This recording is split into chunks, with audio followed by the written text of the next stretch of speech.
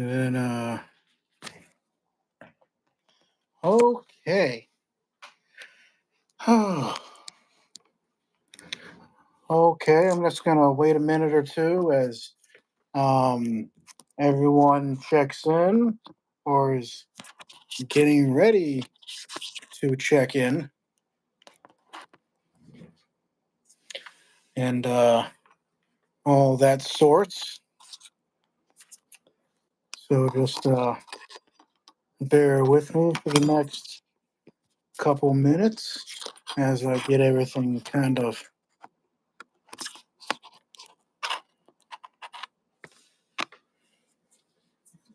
set up.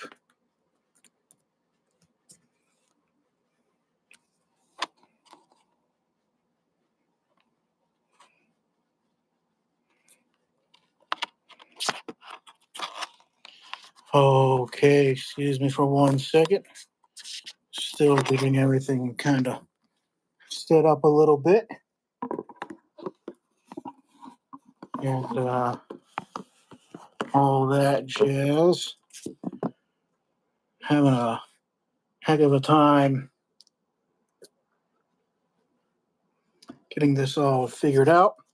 But we're gonna get this all done. So just give me a minute longer.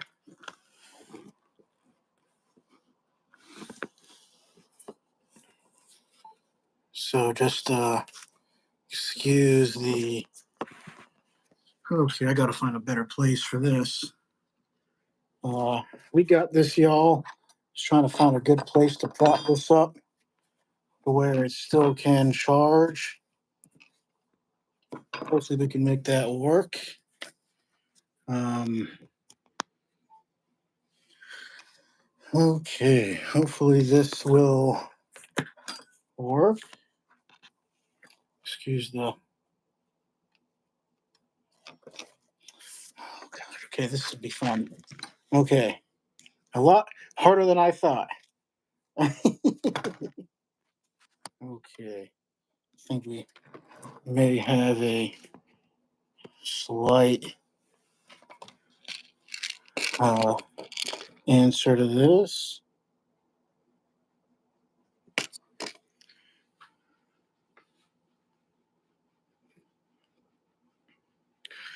Okay, are we still there?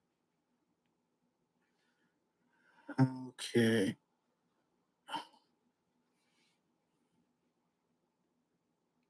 Okay, 1 second. Sorry if I'm making you all seasick. Trying to make it work somehow. Um, Gosh darn, this is getting fun. Um,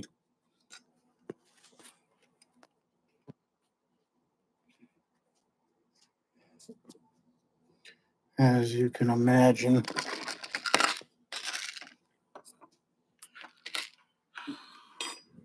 This is why I try to have my place clean.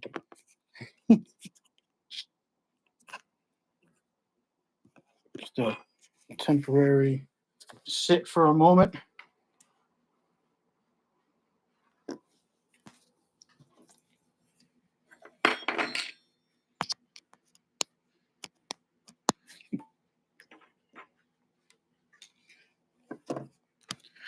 Okay.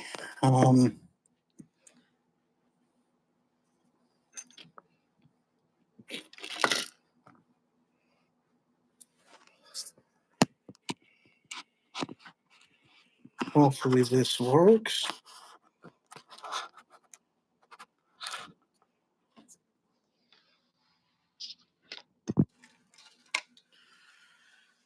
Oh my word. I'm probably giving everyone seasick.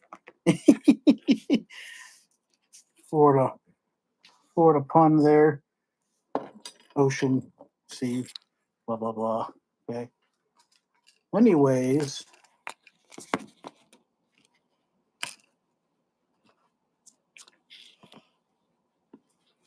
okay, screw it. Whatever. I'm just gonna have to switch the charger between the phone and the computer every so often. we'll deal with that bridge when we cross that, when we get to that bridge. Okay, y'all. Sorry for the seasickness there that you all may or may not have gotten. Um, Anyways, we are getting ready to do our wonderful video on Florida history, as well as its relation to, um, as well as well, Florida in relation to the American Revolution, as well as some basic Florida history as well. Some of the cool things that Florida has to offer. Um, and uh, I should have posted a link to the video um, on the regular page. If not, I'll make sure that I post it now. Might take me a minute or two. Um, so just bear with me.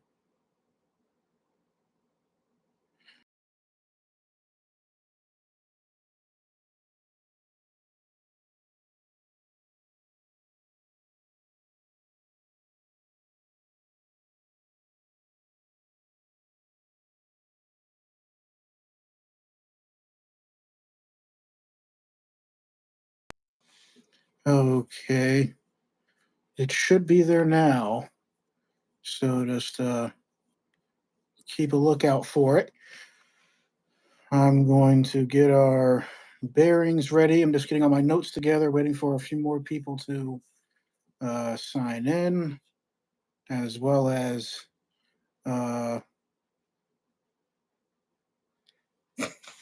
Anthony. Yes, this shirt is not historically accurate, um, but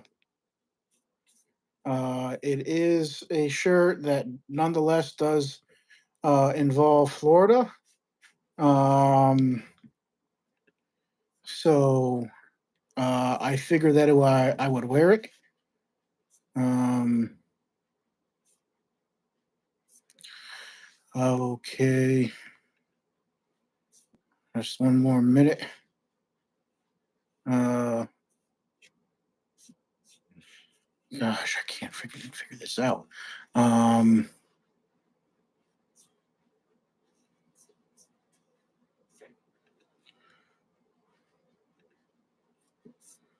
okay.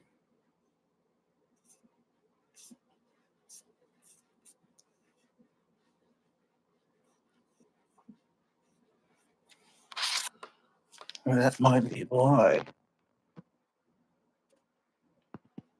Um, Bear with me for another minute or two.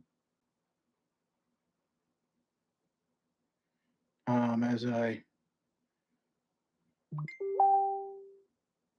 uh, get everything all figured out here.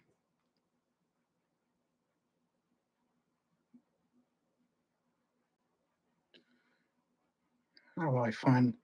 I know that it's on there.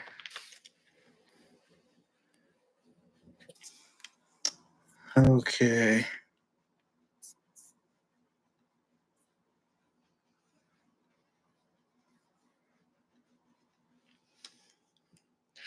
One more minute. I'm just sharing this around.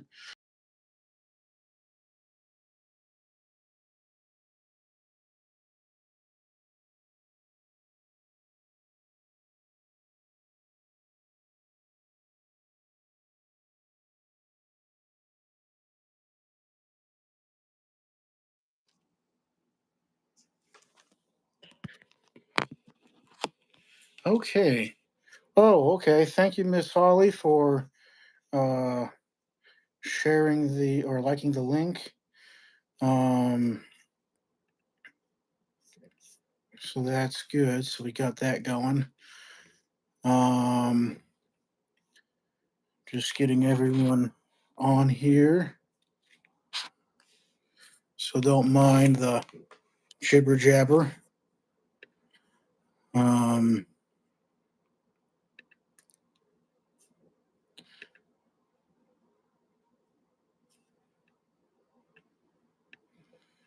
or the quietness for a minute.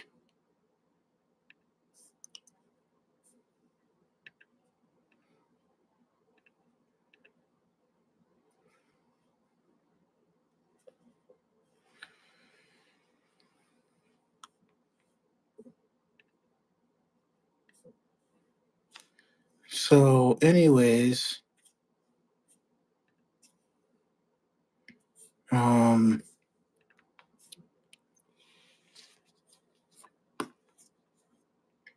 um,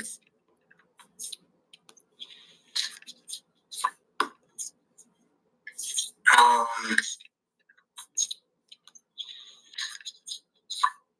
okay, sorry about that.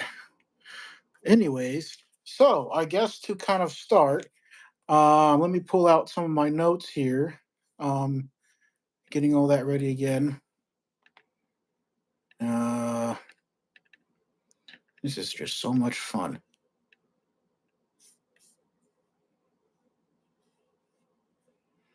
Anyways, okay.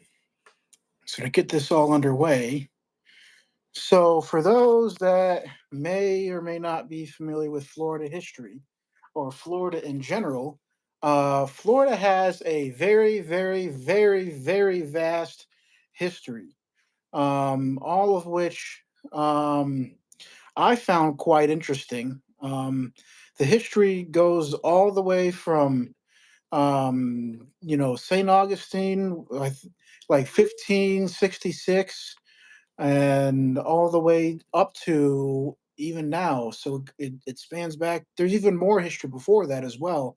If you would like to dive into the Native American history, so there's all kinds of history as well with that. Um, that's a topic that I'm hoping to get involved in at a later time, further down the road.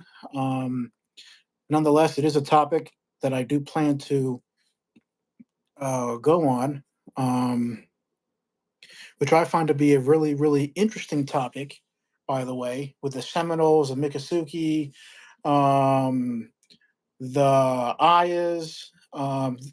There's all kinds of history involving this. So it's pretty vast. So for those that may be interested, we can definitely work out a schedule to when I can get some videos of that going up. Now, the first thing that I would like to discuss on our it's going to be a little bit more related to American Revolution is there was actually a Revolutionary War battle, actually a couple, to be honest with you. And one of them is the Battle of Alligator Bridge. Um, so, with the Battle of Alligator Bridge, um, as interesting as it sounds, was a battle that happened in what is now Callahan, Florida, um, which is I'd like to say about it's a little bit northwest of Jacksonville, Florida. So for those that are familiar with Jacksonville, Florida, it's a little bit north, well, west and north from there. Um, and it was a battle that, while might not be a full scale battle or these big extravagant battles like what you see with um, the battles that you see farther north, like Savannah or maybe even Cowpens or Kings Mountain. So it's nothing like that, but it is a battle that does have a little bit of Florida significance of with Florida and the Revolution. Um, Now, something that I found interesting about this battle is that um, I was looking at some maps, and actually, as of lately, I have been working with the museum or with a museum in Florida, which is in Callahan as well. So we're still kind of collaborating a little bit. We're in the process of putting some stuff together for a video that we're going to be doing, hopefully in November. So my plan is to kind of drive down there, and on my way to Florida, like once I get into Florida, my plan is to divert myself to Callahan, which is again, as I said, a little bit north and west of Jacksonville, and I'm going to be doing a taking a pit stop there and stopping by the actual site itself and hopefully collaborating with the museum there, and hopefully we can get them, hopefully we can, collaborate with them a little bit further. They've been great as far as getting me information. They do have some information on file. So we're kind of in the process of doing that and kind of getting that. And I have yet to kind of get in touch with them further, to get some more information and do some further discussion with them. But we did discuss some maps of the general area, um, as to where the exact battle itself happened. And we've kind of narrowed it down to a particular area. It's along the King's Road. Um, Let me go to my notes here, um, so I can do a little bit better of a description here. So it's on um, the South Kings Road. Um, the museum is right here. Um, but then we've kind of narrowed it down to a particular area. If you pull up Callahan, Florida, and you find the so you pull up Callahan, Florida, and then you look for Kings Road. And right when you get to, you'll see Cedar River Seafood, and then it's a little bit south of that, and there's an area where this bridge goes over. It's kind of like the bridges between the Cedar River Seafood and a Sunoco. There's a bridge there, and it kind of goes over some, shrubbery and stuff. So if you look really closely there, um, you know, we're suspecting that that's where the actual battle itself occurred. Because of that narrow way. I know that it's kind of one of those things where, yeah, the land's probably changed, has obviously changed a little bit since when this battle did take place. But this is kind of where we're suspecting that the actual battle itself took place because of that narrow passageway through the swampy area and stuff. Um, so this is where we're kind of suspecting, because if you kind of look at the map, um, kind of like northwest, what of it, to the either side of the bridge, there's swamp area, and this is like the most narrow area between the two sides. So that's kind of where we're suspecting that the actual battle itself occurred. Um, Now, uh, as far as the actual museum itself, a really really nice museum. I'm going to stop by there at some point while I'm there, as well as part of my idea and plan, um, and stuff, and go from there. But anyways, I'm going to kind of go over some of my notes. Um, oh yeah, yeah, Dave. It's one of those things. There's so much Florida history. It's like, it's just crazy. I mean, who would have thought that there was um, the last naval battle happened there? You know, especially with the Spanish being there, coming there when they founded or established St. Augustine, and how Florida was really big into cattle and stuff. So there was all kinds of crazy things there as far as history. Um, Now, as far as the um, Battle of Alligator Bridge. I guess that kind of brings up other topics as well, but I'm going to try to conquer them one at a time. Um, I'm trying to go through all my notes and stuff right now and find um, the specifics so I don't have to go crazy as far as like reading like 20 pages worth of notes that I have. me and my me and my notes and stuff are is quite the quite the detail, and all that sorts. Um,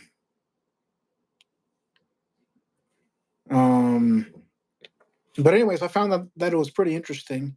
And while I'm kind of going through my notes and multitasking with that, um, uh, oh, pretty cool. Um, so one of the things that I will bring up is I'm also going to go into further detail about this in a little bit. But the okay, here are my notes. Um, so basically, um, so the morning of June 30th, Howe sent a force of 100 cavalry under the command of Colonel James Screven to locate and attack Brown's. Uh, so yes, as I said, I'm going to go into multiple topics here. So bear with me, and I'm going to try to conquer them one at a time. So just give me a minute. I know. Um, so remember the name Colonel Thomas Brown. That's a very very important name here. But anyways, so Howe sent a force of 100 cavalry under the command of Colonel James Screven to locate and attack Brown's Rangers, which at that time were the East Florida Rangers. Um, yep. Um, no, no. George Washington did not wear a shirt similar to this. I'm just kind of wearing this shirt just because it kind of gives off a Florida vibes and stuff. But anyways, so at that time, the East, this is going to tie into a later discussion about the King's Carolina Rangers. But at this current time, they are known as the East Florida Rangers. So bear with me. This is going to be a topic that we're going to cover in just a minute, or momentarily, or shortly, or whenever. Um, but anyways, Howe sent a force of about 100 cavalry under the command of Colonel James Screven to locate and attack Brown's Rangers. Some accounts actually state incorrectly. Um, I'm also kind of reading from some of my sources as well. Um, held the rank. Some accounts state that incorrectly that Screven actually held the rank of brigadier general um, at the time. Um, not correct. But anyways, Howe had marched to Fort Tanyan with Continental. Hopefully, I'm pronouncing that right. With Continental soldiers from Georgia and South Carolina, while the militia remained with Governor Houston on the coast. Therefore, Screven, and a Georgia native since '69, would hold rank no higher than colonel of cavalry in Howe's force. Um, Screven would later resign his rank as colonel in the Continental Army and accept a commission from the Georgia militia as brigadier general. Rank he would then hold when killed in a skirmish on November 22nd of 1778. Um, now, Colonel Screven's horsemen pursued Brown's men toward the Nassau River. Accordingly, Brown, uh, cognizant of Screven's pursuit, ordered some of his men to circle around behind Screven's troops, while Brown, the guy that I mentioned, was part of the Kings Carolina Rangers, stood ready for a frontal assault with his main force. Accounts state that Scriven managed to gain information on Brown's position. Some report that the cavalry came across loyalist deserters and stuff. Scriven's troops were able to avoid Brown's trap and turn ambush, the loyalists killing some and scattering the rest. Brown and his men, Brown and his Rangers, the East Florida Ranger, I guess, made straight for the Alligator Bridge that spanned Alligator Creek, a tributary to the Nassau River, about 14 miles south of Fort Tanyan. Again, hopefully I'm pronouncing that right. Unknown to the Americans, General Prevost had been preparing defenses along roads leading to St. Augustine. Detachments of the 16th Foot and 60th Regiment of Foot, Royal Americans, along with the Loyalist Rangers, led by Georgia refugee Daniel McGirth, totaling about 200 men, had constructed um, a redoubt of logs and brush to defend the bridge. General Prevost, younger brother Major James Marcus Prevost, in command. He was in command at that time for that. As Brown made a beeline to Alligator Bridge, Screven's horsemen overtook them. As a result, Brown's men were chased directly into the bridge's position, or to the British position at the bridge. This created some confusion along the British, like among the British and stuff. At this stage of the war, there were no regular uniform to distinguish loyalists from patriot militiamen. Um, in a sense, that's kind of true, but then again, things were a little iffy. It was kind of really hard to really. Um, that's a very good question, Dave. I cannot answer that at this current moment. Um, I mean, one can. Um, I'm a little iffy on trying to make. Well, I'm trying to avoid making assumptions because I'm not 100% sure myself. Um, but I mean, one can only wonder.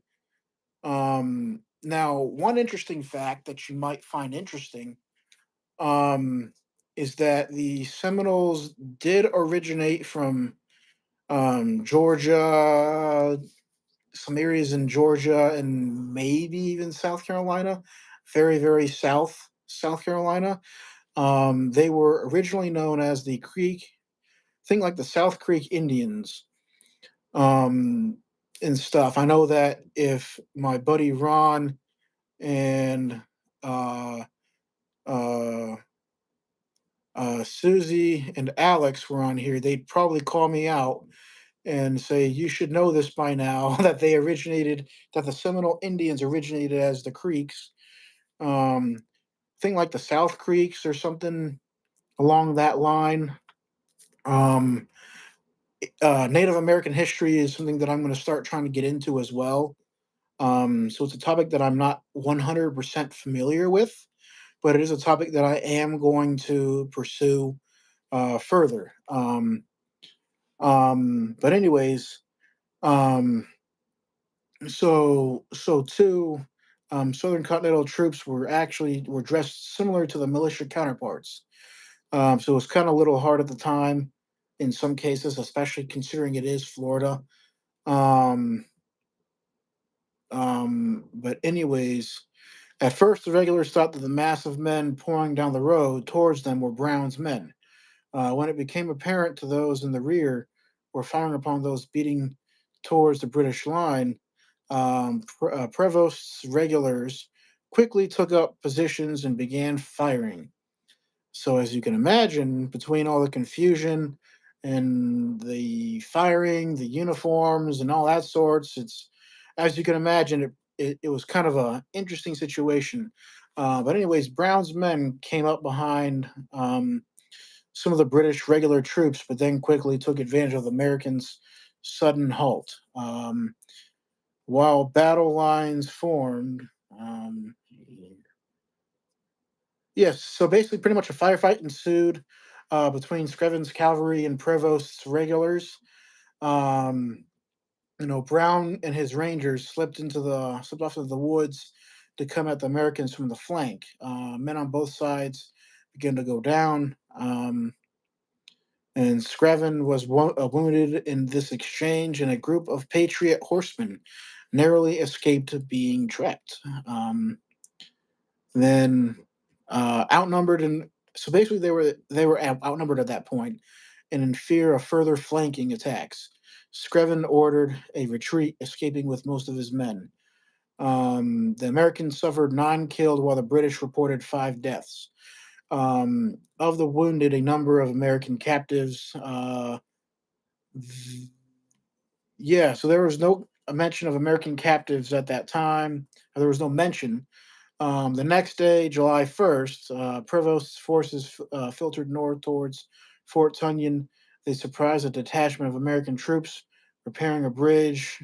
Um, so over one of the many local Crees who took off at the sight of the British, rather than risk a major confrontation with what Prevost believed to be a superior force. He retreated, felling trees across the road. Now that does sound familiar. That is something that did happen during the, um, during the race of the Dan. So for those that are familiar with that particular, the race of the Dan wasn't a particular battle, but it was a series of events and stuff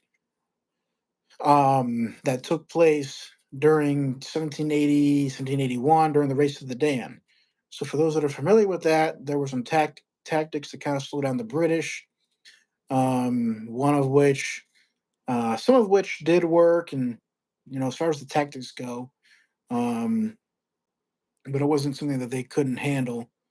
Um, but, anywho, that's pretty much the deal with the Battle of Alligator Bridge itself, the battle itself. Um, Now, here's something that I have very interesting here to share.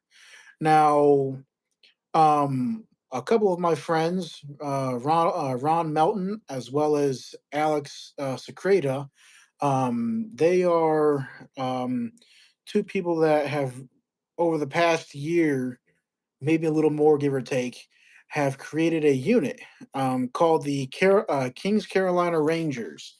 Now, this is the topic that I mentioned that is kind of in relation to the engagement that I just discussed with Alligator Bridge. Um, I mentioned the East Florida Rangers. Now, they were a loyalist group, provisional provisionalish, because they were a unit to where they did have set uniforms. Um, and then there was a loyalist detachment, or a, or a, or a or a loyalist group that was part of the Kings Carolina Rangers. Um, so that's pretty much the deal. The Kings Carolina were a uniformed unit, kind of like provisional, I guess you could probably describe them as. Um, and then they also had some loyalists, a group of loyalists that also went with them. Um, so they were known as the Kings Carolina Rangers. Um, they did a lot of things in South Carolina, a little bit in Georgia, um, but originally that particular unit, did originate in Florida, and they were known as the East Florida Rangers.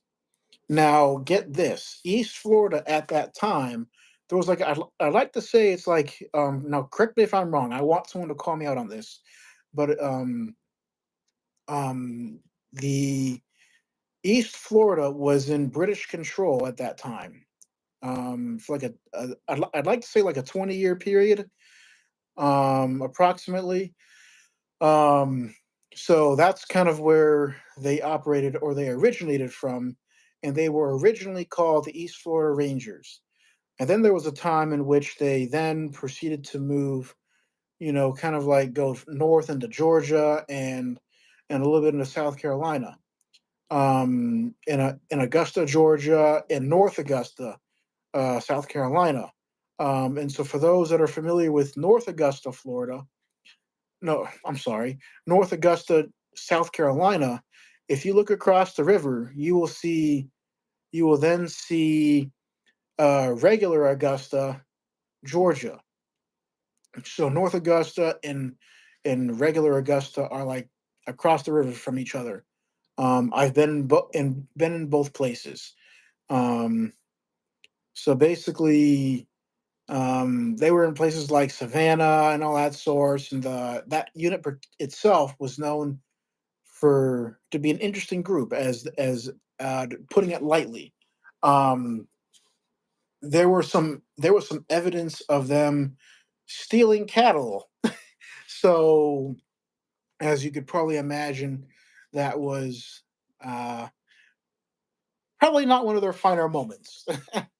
But anyways, I have links that I'm going to include here. Um, that I'm going to try to include as soon as I'm done with the video here. Um, I'm going to try to include those links for the Kings Carolina Rangers and stuff, for their Facebook page and stuff. If there's ever any evidence or if there's any interest in wanting to join that unit. They are a British unit, kind of like a provisional and loyalist and stuff group. So if that is your impression, you'd like to get involved in reenacting, you can easily join the Kings Carolina Rangers. Um, Now, I was talking to Alex, who was one of the founders of this unit. Um, really, really nice gentleman, very, really, really smart. And I was talking with him the other day in regards to this, um, and saying, hey, would love to get some information from you about, the Kings Carolina Rangers, who were formerly known as the Kings Carolina Rangers, who were then formerly known as the East Florida Rangers, and their participation in the Battle of Alligator Bridge. Um, and he was kind enough to send me some information. So for those that uh, want a specific some more information on this. He was able to send me some information. So this is uh, his words. So anyway, as far as like their creation of the actual unit and stuff, and some general information. Um, so, anyways, near the end of 1775, Georgia and South Carolina patriots created committees of safety that formed local governments to replace royal rule. Another duty that provided was taking a tally of how many men would fight for the patriot cause, stay loyal, or were trying to stay out of the whole affair, attempting to make sure that they either joined the patriot militia or remained neutral. The local Sons of Liberty. So for those, that's a discussion of its own, especially if you're familiar with the Boston Tea Party. I did a video on the Boston Tea Party quite some time ago. Not this past December, but the December before. I had done a video on the Sons of Liberty and the Boston Tea Party. But anyways, the Sons of Liberty often secured loyalty with oaths of alliance, which was a common tactic used by both sides throughout the war. Despite threats of hanging if violated, they were often given to both sides repeatedly in the Southern theater, many men switching alliances for a variety of reasons. In Augusta, Georgia, an infamous example of what happened when you refused to sign the allegiance, or the alliance was set. in relation to Thomas Brown. He was in charge of the East Florida Rangers and the Kings Carolina Rangers and stuff. Interesting information here. So, having moved to the Georgia colony in 1771, he refused to sign the oath because of his recent appointment as magistrate. His punishment for defiance was a fractured skull, burned foot, and partially scalped skull. Oh, wow. Before he was dragged and humiliated through the streets. It would take him about 7 months to recover. Because of those turned, or because of those turned into examples in the backcountry of South Carolina and Georgia, many loyalists fled south. East Florida offered sanctuary for the refugees from Georgia, most settling home in St. Augustine. Many men like Thomas Brown, who were recruited into loyalist militias to watch the border and prevent East Florida from being attacked by Patriot forces. The East Florida Rangers, as I mentioned, a militia rather than provisional units, the Kings Carolina Rangers, what unit would be, as I mentioned, because ultimately the Kings Carolina Rangers were a provisional unit, whereas the East Florida Rangers were not necessarily the case. Um, just to kind of clarify my previous comments, just so there isn't any confusion, these Florida Rangers were not a provisional unit, but the Kings Carolina Rangers were technically that case, where they also had a detachment of loyalists, part of them. Um, but anyways, um, the Kings Carolina Rangers unit were formed to scout, raid, outlying communities, and steal provisions to supply the regular forces under Major Prevost. They were mounted infantry, allowing them to move fast in the heavily wooded areas of East Florida, which refused to join the rebellious colonies. Um, Two invasions preceded the attack into East Florida in 1778, the last year before ending at the ambush of Thomas Creek in 77. Brown's Rangers continued to raid into Georgia, leading to a third invasion um, under General Robert Howe. Forces from Georgia and South Carolina, numbering around 1,300, pushed into East Florida. Defending Florida, and were men under Major Prevost of about 200 regulars from the 16th and 60th Regiment of Foot, along with East Florida Rangers. They were around 50 men. Alligator Bridge had been fortified with a redoubt beforehand, and Howe sent a cavalry force under James Screven to recon the area.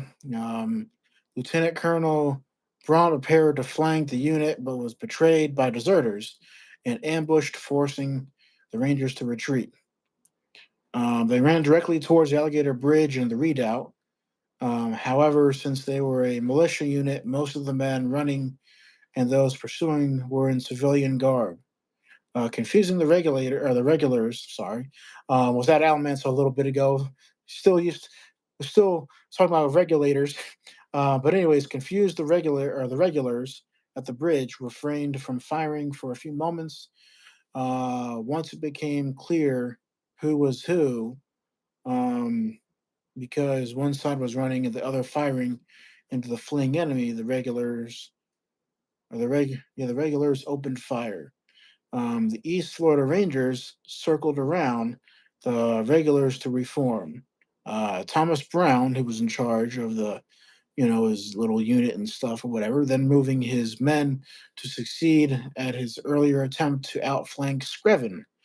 Um, Outflanked and outnumbered as the cavalry force of Screven was only 100 men, he retreated from the bridge. Despite a probe from Major Prevost, okay, Howe never sent any other troops down to engage from Fort Tunyon. where he had set up camp. Disease, desertion, and malice were the uh, expedition down until it left. It might have been seen as a victory, pushing back the Rangers, who Hal believed wouldn't bother in Georgia backcountry, bother the Georgia backcountry again. However, only 6 months later, Hal would be captured at Savannah, and the East Florida Rangers, until Brown would be returning to Georgia, retake their homes near Augusta. They would disband after the capture of Charleston. However, Colonel Brown would return to recruiting from his old unit and knew to form the King's Carolina Rangers, upgrading them to a provisional ranger unit rather than their former militia one. So, um, interesting information.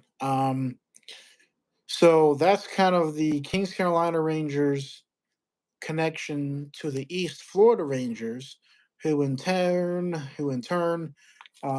had that battle skirmish, whatever you want to call it, in relation to Alligator Bridge. So that's kind of where that whole thing ties in there.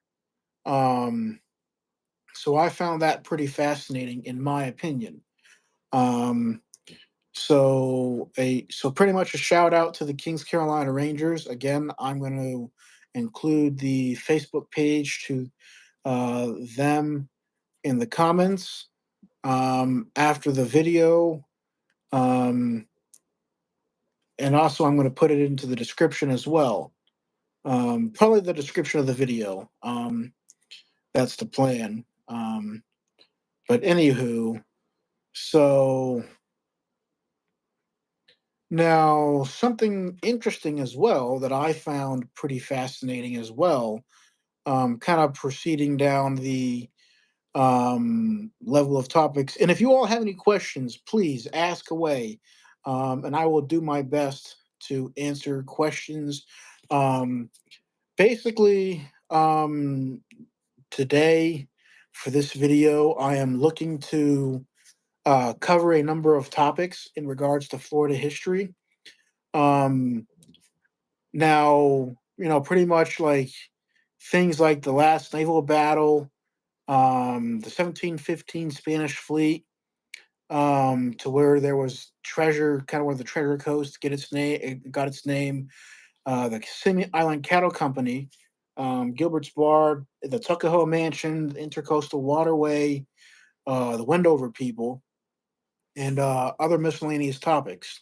So basically, if you have a question that is not related to those topics, still ask. And I will do what I can to answer your questions, so long as it involves Florida history. Now, on to the next topic. Um, with Florida history, um, East and West Florida. Um, Now, hopefully, um, I have that information here to where um, I should have that here. Um, so that's going to be um, hopefully here somewhere.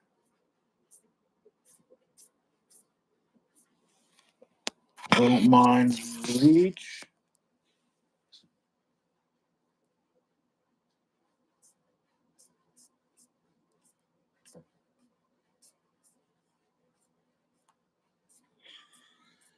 Trying to get all the information here.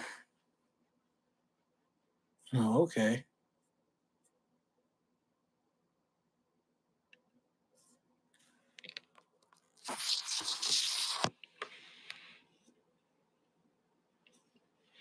Um, Bear with me.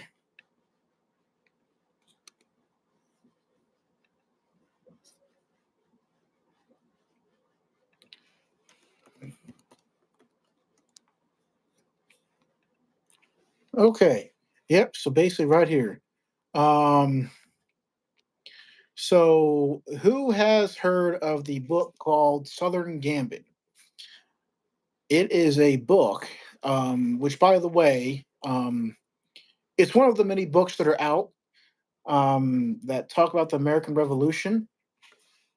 So, for those that have an interest in American history, I definitely encourage you to read it and um, learn from it, um, and definitely give your thoughts on the topic. Um, excuse the thing there. Okay, good. But anyways, so it's a book that kind of gives the British side of the American Revolution, which, by the way, is nonetheless is still an important aspect. Um, Even though those that might not be the fan, be the biggest fan of that comment, nonetheless, they are still a part of American history. Okay, sorry for the sloppy angle on that. Just gonna have to put up with it for a minute or two. And as my phone kind of charges a little bit, um, doing this live from my phone is definitely taking up a lot of space, a lot of battery. Um, but anyways, um, okay, I just had it up. Okay. Um, okay. So for those that are familiar with the Revolutionary War as well, um, now there's going to be a lot of people who are probably going to join in on some of the propaganda, regardless of what side you're on. Spain, Spain was involved indirectly, or as well as directly and indirectly as you think.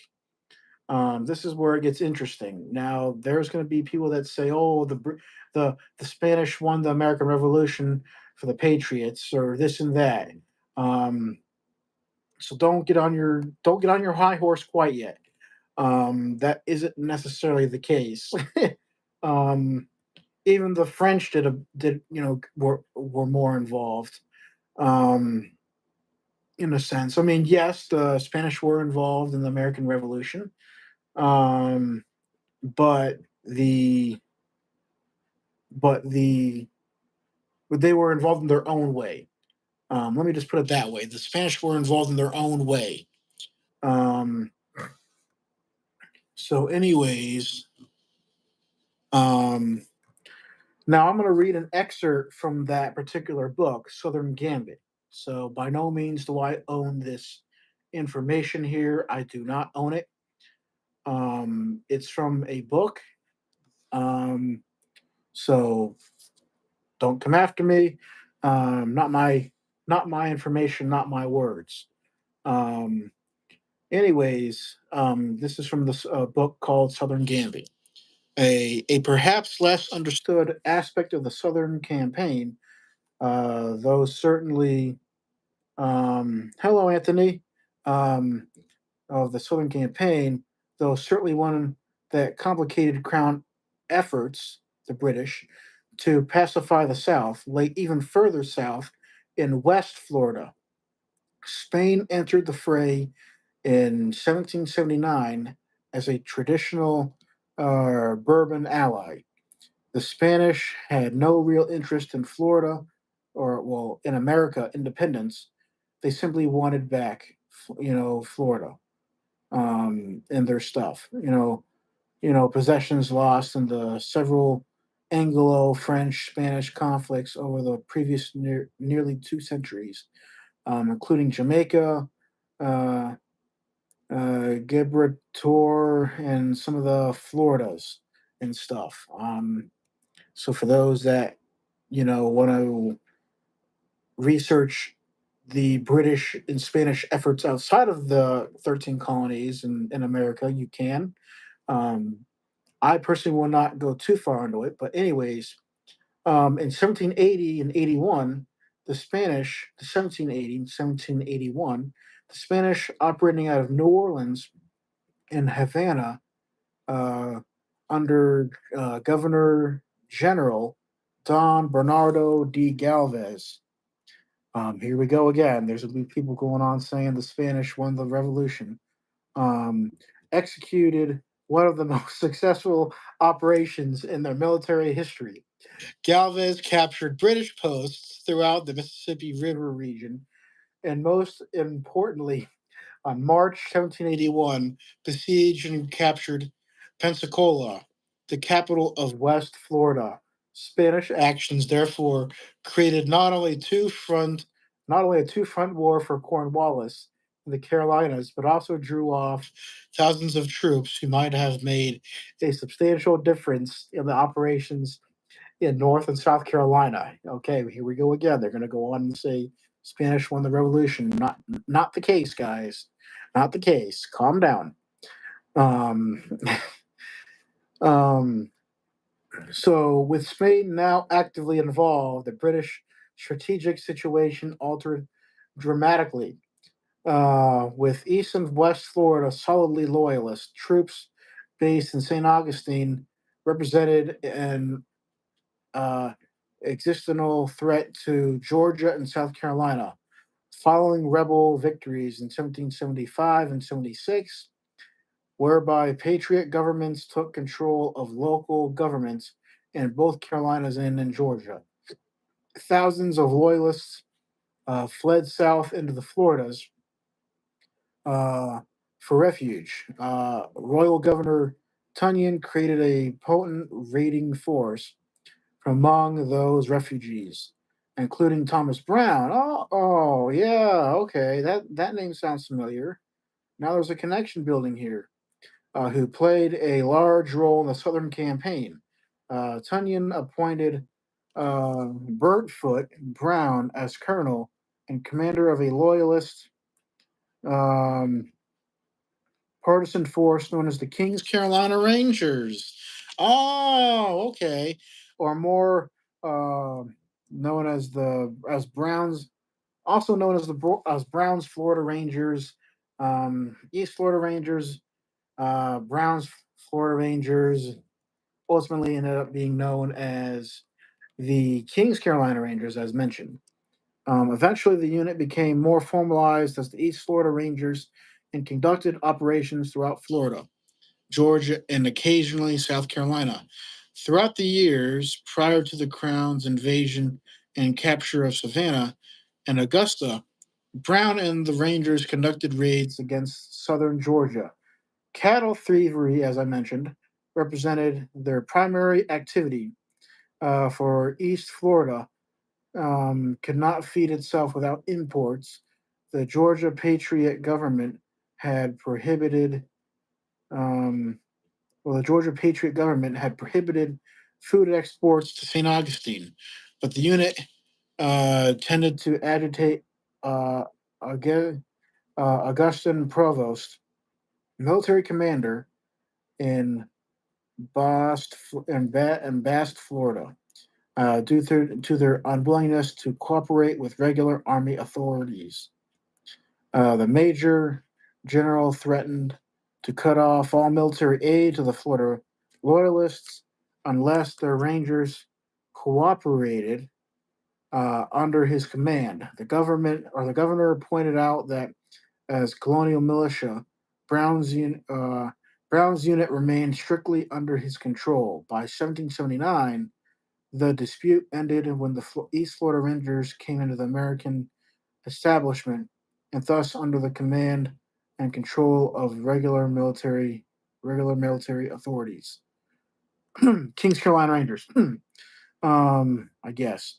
I think.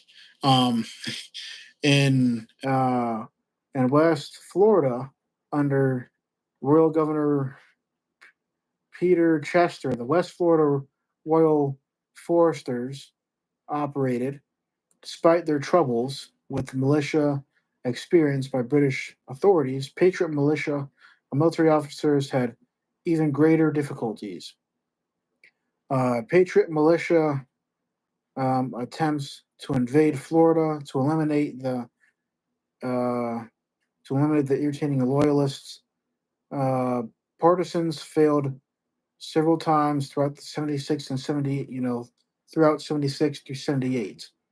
Um, by 79, the strategic situation altered in the Patriots' favor as Galvez began systematically capturing West Florida outposts along the Mississippi River, farther inland, in abortive Crown attempt from West Florida to take New Orleans, placed Pensacola and Mobile in jeopardy when Galvez responded.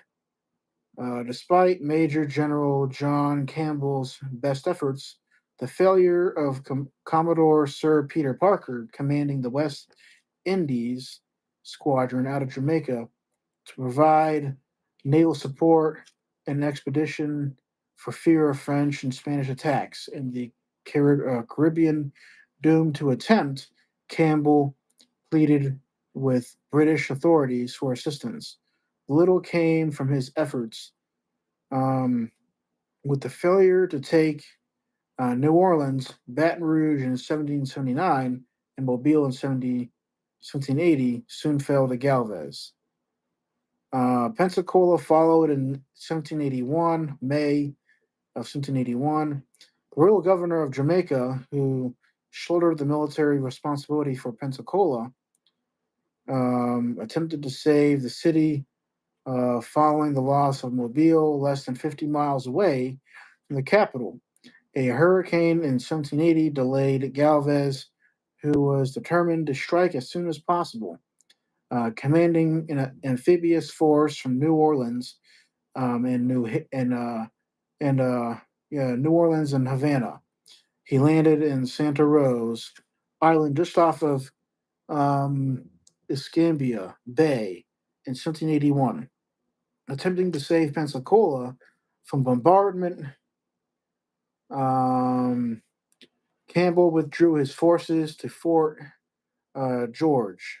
Galvez commanded the siege in late April. In one of those pro ballistic whatever events so typical in the chaos of war, on May 8th, a Spanish artillery ground landed in an ammunition storage site near the fort. Resulting explosion killed 100 soldiers and wounded considerably more. Force faced with this sudden catastrophe, the following day, Campbell surrendered the fort and over 1,000 troops, unable to care for such a huge number of prisoners. The Spanish paroled his captives, who eventually returned to Britain. Although Galvez did not invade more populous and better defended East Florida, the loss of so many troops and a fruitless defense severely hampered Rawdon's efforts to hold South Carolina. Had those been available, it is possible that he might have defeated and destroyed Greene's army, or at least have retained the key. Here we go. Oh, the Spanish won the American Revolution for the Patriots. Oh, no, they did not. Retained the key posts of Camden, Georgetown in 96. Spanish actions in West Florida represent an excellent example on sequential operations working in tandem to reduce a cumulative effort. In this case, the almost complete loss of crown control um, over the southern hinterland and the collapse of Georgia and the Carolinas of the clear and hold strategy, which is a strategy that they use to kind of clear out or to clear certain areas and secure and hold them, um, potentially using loyalists or whatever, and and certain British and stuff forces and stuff. Um, Throughout both of these dynamics, Spanish actions in Florida and Greens in South Carolina on the Southern strategy crumbled, or the Southern strategy crumbled. for the British. Unable to counter the partisans and hold the interior posts, British commanders retreated to Charleston in safety. By the time of Yorktown, only Charleston, Wilmington, and Savannah remained firmly in Crown hands. South Carolina pacification efforts had ended. The only option was to hold the coastal ports, posts, and await events.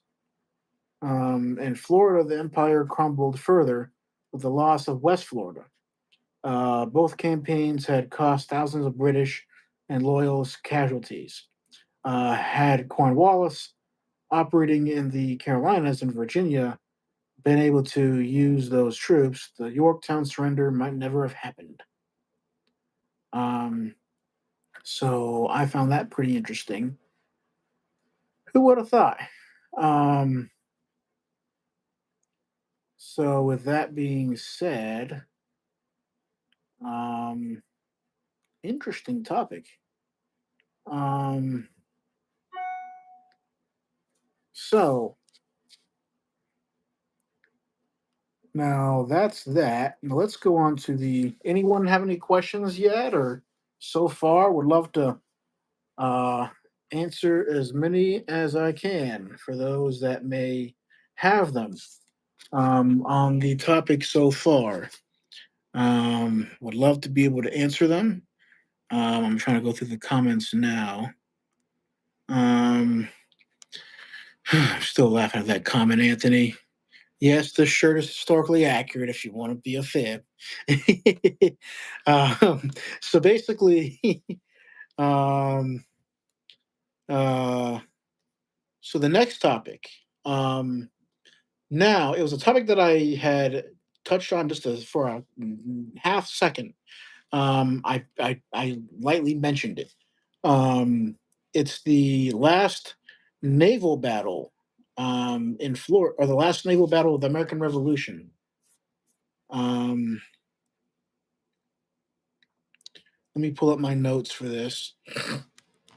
I don't want to be a liar. Um, so for those that don't know, I mean, I'm not going to go too crazy in this particular topic, but I am going to go a little bit into it.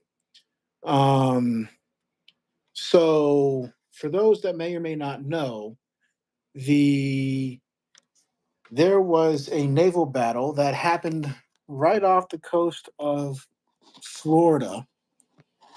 Um, Sorry, bear with me. Um, Sorry. Um, Hopefully no one fell over. Anyways, so for those that don't know, there was a Navy battle that happened right off the coast of Florida, in what is now right off the coast of what is now Cape Canaveral. So for those that don't know, not only is Cape Canaveral well, the general area of Cape Canaveral. So for those that are familiar with Cape Canaveral area, not only are they known for NASA, but they are also known, well, for those that are history buffs like myself and some of you all, Cape Canaveral was known for to be the location, or at least to be to be known for the general area having had been where the last naval battle occurred. Um, and This particular battle um, happened on March 10th of 1783. What will be known as the last naval battle of the American Revolution, which was fought just off the coast of what is now Cape Canaveral, Florida. This is where I'm reading from my notes and stuff. I had previously made a video on this particular topic, so for those that might be interested in watching the full video and getting a view of the actual area and location, you can certainly um, refer back to it and get into it and stuff though and look at the video and actually see the actual site itself, you can definitely go back to that particular video um, in my script or in my at some point I'm going to have to go through all the videos and kind of categorize it. But if you were to type in the last naval battle, whatever, um, or go through some of my videos and stuff, you'll probably be able to find it. Um, and the reason, okay, so which was fought off the coast of Cape Canaveral. The reason that Captains John Barry and John Green try on this trip to deliver a boatload of Spanish silver to the Continental Congress. So it was kind of like a saving grace in a sense, kind of. John Barry, who would be the captain of the USS Alliance, arrived in uh, uh, Martinque from France in January of 1783. When he arrived, he found orders from Robert Morris at the Continental Congress to set sail to Havana, Cuba, to pick up 72,000 Spanish silver dollars that were to be used to finance the Continental Army. Interesting. So when Captain John Barry arrived in Havana, he discovered that Captain John Green, who would be the captain of the other ship, was aboard the USS. Uh, correct. Correct me if I'm wrong with this. Uh, Deuce de Lawson, and was already there with the same orders from Morris. The silver had already been loaded on Captain John Green's ship, so the captains then decided to sail together in the event that they encountered any enemies along the way. The ship then left Havana on March 6th and proceeded to set sail um, partway with a Spanish and French fleet that was making its way to Jamaica. On the 7th, the Americans left with their fleet and headed northward, but unfortunately ran into two British ships, the HMS Alarm and as well as the HMS Sybil. Barry and Green, who were the Patriots, who on the Patriot side, um, then headed back towards Spanish and French fleet. And as soon as the British ships saw the fleet, they sailed off. On the 8th, Barry as well as Green sailed northward again and reached Florida, with Barry constantly slowing his ship because the Deuce de Lawson, I don't know how you pronounce it, assuming I'm pronouncing it right, was unfortunately significantly slower.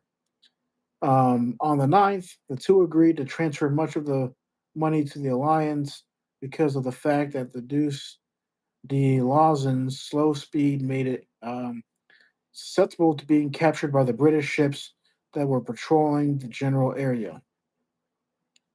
On the 10th, the Alarm and Sybil and a third British ship, the Tobago, found the American ships off the coast of Cape Canaveral. Now, this is where it happens. As the British started to chase, as per usual, the Deuce de Lawson dragged behind, with Captain Barry pulling alongside Green, and persuaded him to throw most of the ship's cannons overboard to lighten the load. A fourth ship that had unknown origin miraculously appeared in the distant horizon, which then caused the British ships to hold back, making Barry think it must have been a French or Spanish ship. Barry then maneuvered between Deuce de Lawson and the Sybil, which then began firing. The Alliance took several direct hits, which including one of the captain's quarters that killed one and wounded several others. Barry commanded his men not to fire, but sailed directly for the Sybil. When they were extremely close range, he then ordered the men to fire, and they unleashed a torrent of cannon fire onto the Sybil. Great, fantastic. I'm sorry. um, After a firefight of 40 minutes, the Sybil fell quiet and began to sail off. Nearly 40 had been killed on the ship and another 40 wounded. The Alliance, The Deuce de Lawson and the ship from the horizon, which turned out to be a French ship. The French ship, the Triton, chased the British ships, but lost them in the night. The rest of the silver was transferred to the Faster Alliance, and the ships headed north.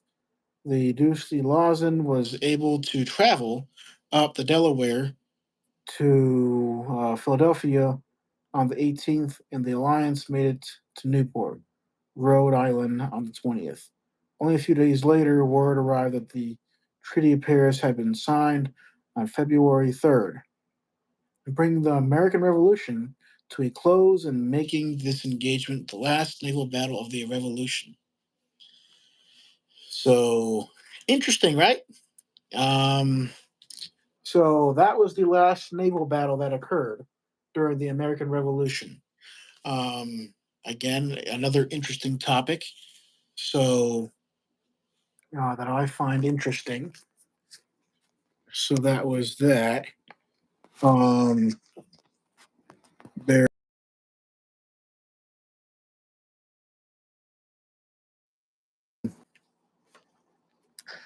So, anyways, um, that is that topic there.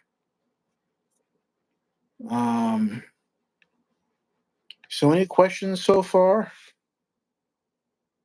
Yeah, it is very interesting, and Caleb, it is really interesting to hear that. In my opinion too, because there is so much Florida history that people don't realize, and it's kind of like the Battle of Alligator Bridge, um, or even the Kissimmee Island Cattle Company. There's just so many things that people don't know about Florida history. Um, it's, I mean, when you think of Florida, you think of say St. Augustine. Yes, so St. Augustine. This is where I get into a lot of arguments with people. People will say, "Oh, well, Roanoke in North Carolina was the first colony and stuff." Saying that was the first thing, but people will. But if you really think about it, um, St. Augustine is actually really. I mean, technically, St. Augustine wasn't really a colony per se, but it was actually a city, a fort, whatever. Um, People will totally disregard St. Augustine and its existence, which was in Florida, obviously. So it's kind of one of those things in which um, Florida history is very, very unknown. Um, yeah, and there's a lot of historical sites just in St. Augustine. Um, yeah, and there's a lot of history there. I know that one of my friends, um, Alex Secreta, who was also in charge of the Kings Carolina Rangers. Um, he has gone to St. Augustine on several occasions, or on occasion, and he has set up or he has some information that I'm going to ask him about, as far as like sites to go to and stuff. And by the way, I do plan on going to St. Augustine, hopefully this November, um, and hopefully film a video on the fort that is there. Um, that Spanish fort there and stuff. I'm going to do a video on that, as well as some other things involving that. So if you ever have the chance to go to St. Augustine, please do so. It's a really cool site, kind of a really cool place to go to. Lots of history. Um, so that's pretty much the rundown with that. Um, Now, the next topic that I am planning on covering, bear with me, you all. Um, um, Bear with me. Don't leave quite yet. Um, Now, here's something interesting, which goes even further back than the last naval battle. during the American Revolution, which is the 1715 Spanish Fleet. Now, this is another part involving Florida history, um, which is quite fascinating. So, for those that are interested in wondering how um, the parts of Florida got the name Treasure Coast, this is where that comes from. Is the 1715 Spanish Fleet. Um, yep, absolutely. Um, yeah, absolutely. So before I dive into the 1715 Spanish Fleet, yes, Jeff Yeager made a very good point here. Much more activity at St. Augustine first weekend of December. It's the city's light the night celebration. So for those that are interested in St. Augustine, definitely take Jeff Yeager's word here. St. Augustine has a lot going on then, so definitely check it out. Um, Now, no promises, but that particular event may be on my. I know that Jeff and I had talked briefly, very very briefly about it some time ago, and that may be on my schedule of things to do, as far as visiting and stuff. I'm gonna have to kind of figure things out and get some stuff together in preparation for that. If I choose, if I'm able to go, I certainly will. So that's a very, very good point. And so that kind of emphasizes how much is going on in St. Augustine. Um, Now, the 1715 Spanish fleet here also briefly involved St. Augustine, as it was a there was it was under Spanish control when the Spanish fleet had um, uh, crashed due to a hurricane and stuff. So it was something that had. Um, so they pretty much used St. Augustine as a um, outpost. But anyways, to kind of get into the topic here of the 1715 Spanish fleet here. Again, this is a topic that I had done a video on.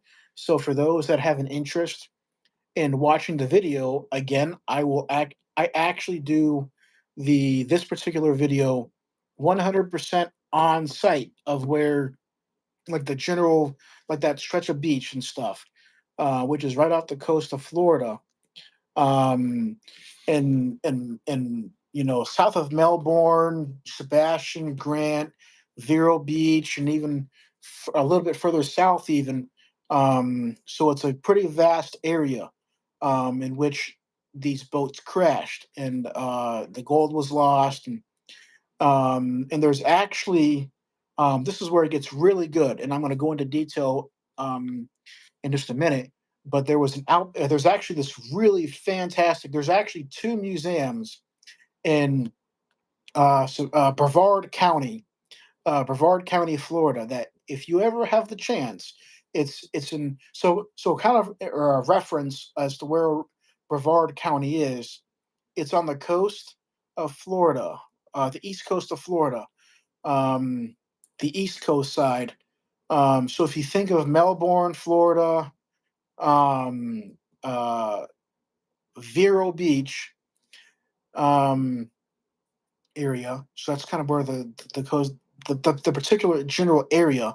There are two museums that I would highly recommend. So think Orlando, a little bit south of Orlando, like an hour or so, hour and a half south of Orlando, depending on how fast you drive.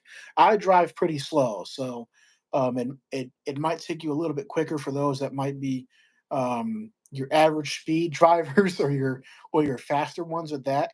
But there are two museums that I would definitely recommend going to if you have the chance. The first one is called the McLarty Museum. If you type in something like that, like the like CLARTY. That should be it. The McClarty. Let me look up the um. Oh gosh. People are probably laughing at my bad spelling skills. um, there may even just be one C in there. Clarity Museum. Now, yes. So the McClarty Treasury Museum. It is spelled McLarty, and then of course the McClarty Treasury Museum, and it's on um um it's on the actual coast of Florida, so it overlooks the water. So the museum itself is right on the beach. If you stop by the McClarty Treasure Museum, it's like a very, very inexpensive admission. It's like $2 or something. If I remember correctly, it's like really cheap. But I promise you, if you're into treasure and Spanish history and like just like um, Treasure Coast or any of that kind of stuff, you will not regret going to this museum, because they have like a full display of some really cool stuff there, involving Spanish history and stuff. So you'll absolutely love going there. So definitely check it out if you can, the McLarty Museum, and there's also a video that coincides with their exhibits and stuff. There's a cannon inside the building, some of the examples of the gold coins and stuff, and all that sorts, and like tools that they had found. Um, and what makes the McLarty Museum so nice is the fact that the museum is actually on site of one of the quote outposts, or the um, not the not an outpost, but it was a the McLarty Museum is on site of one of the actual refugee camps, from the 15 ships that had crashed there. So it's right there on the beach, right there on the outpost there, and there's actually evidence of a well that they had found right there, on site of where the museum is, and you can actually check it out and look at it, and it's fantastic. It's a fantastic museum to go to. Um, so if you ever have the chance to go, and check it out, please do. Um, it's a really, really, really well worth the trip museum. And you can actually walk onto the beach, and there's like an overlook that overlooks the beach as well, that you can check out. And it looks at the beach, and you can even go onto the beach, and you can still try your best to actually um, find these gold coins. Um, and actually, funny enough, you're gonna laugh at this. So during the video, when I had filmed this particular video on the topic, you're gonna laugh. So I was out there literally filming for this video. And like of course everyone sees how I have my GoPro, like, oh yeah, so this is the site of the actual crash. And and as I was kind of getting engaged in the topic, something that was like hilarious. And to this day I will not forget it. As I'm kind of filming, these two guys walk in behind me with these metal detectors. And of course I had just mentioned the fact that people come out here to treasure hunt and stuff, which made it hilarious. uh, so kind of emphasized my point, as to the import as to um the point there. And of course I asked him a few questions, and then I cut out the video, and I started asking the guys to say, hey, do you do much treasure hunting here? And they said, oh, being their quiet selves, which kind of means they probably found some stuff, or they didn't really want to engage. But chances are they've probably found something and don't want to report it, which sometimes happens. I've heard, I mean, you always kind of hear these stories of people going there and trying to keep the treasure, but I guess you kind of have to report it to the state and turn it in, and the state will actually compensate you, for the value of the coin, or up to a certain percentage of it, and stuff. I don't know the rules and regulations of how that works, so don't quite quote me on it. But for those that have an interest on it, as far as the rules and regulations of how that works, you can certainly look it up, and go into it and try it out for yourself. I personally, I mean, I guess if I found a coin, obviously I would report it, um, just for the sake of trying not to have the government come after me. Um, some people can't run. Um, um, but anyways, so as I said, it's a great museum to go to. Um, Now there's also another museum to go to. Gosh darn, and it's actually within the general proximity um, of the McGlarty Museum. Um, Let me see if I can look it up because it's yes, the Mel Fisher Treasure Museum. So there's actually a and that's what it's called because Mel Fisher was very well known um um to be a well-known treasure hunter, whatever you want to call him. So he was involved in in he owns the rights, I guess, supposedly he owns the rights for this particular treasure stuff for the 1715 Spanish fleet. Um, he evidently owns the rights for it to be able to excavate or to be able to remove or to dive and recover the treasure and stuff. So he owns the rights for it. So he has a museum in which you can find some of the Spanish artifacts from the treasure galleons of the 17 fleet, 15 fleet, and the Nostra Senora di Atacha that were recovered by Mel and his team. So he has a whole museum, and I've been there too. Now that museum is like $15 to get into. Um, uh, I, I mean, that museum. I mean, I'm not knocking it. I mean, if you're really, really, really into that kind of stuff, it might be worthwhile. But personally, for my personal self, I really enjoyed the McGlarty Museum. And that was one of my, that is my personal favorite Treasure Coast History Museum as far as like the 1715 Spanish fleet. So, because they also have, they have like rangers that are actually like informed on the topic, and there's like a lot of information that they have. The Mel Fisher Museum or the Treasure Museum is good if if you really want to go there and stuff. By all means, I'm sure um, you know that you would probably enjoy it just as well.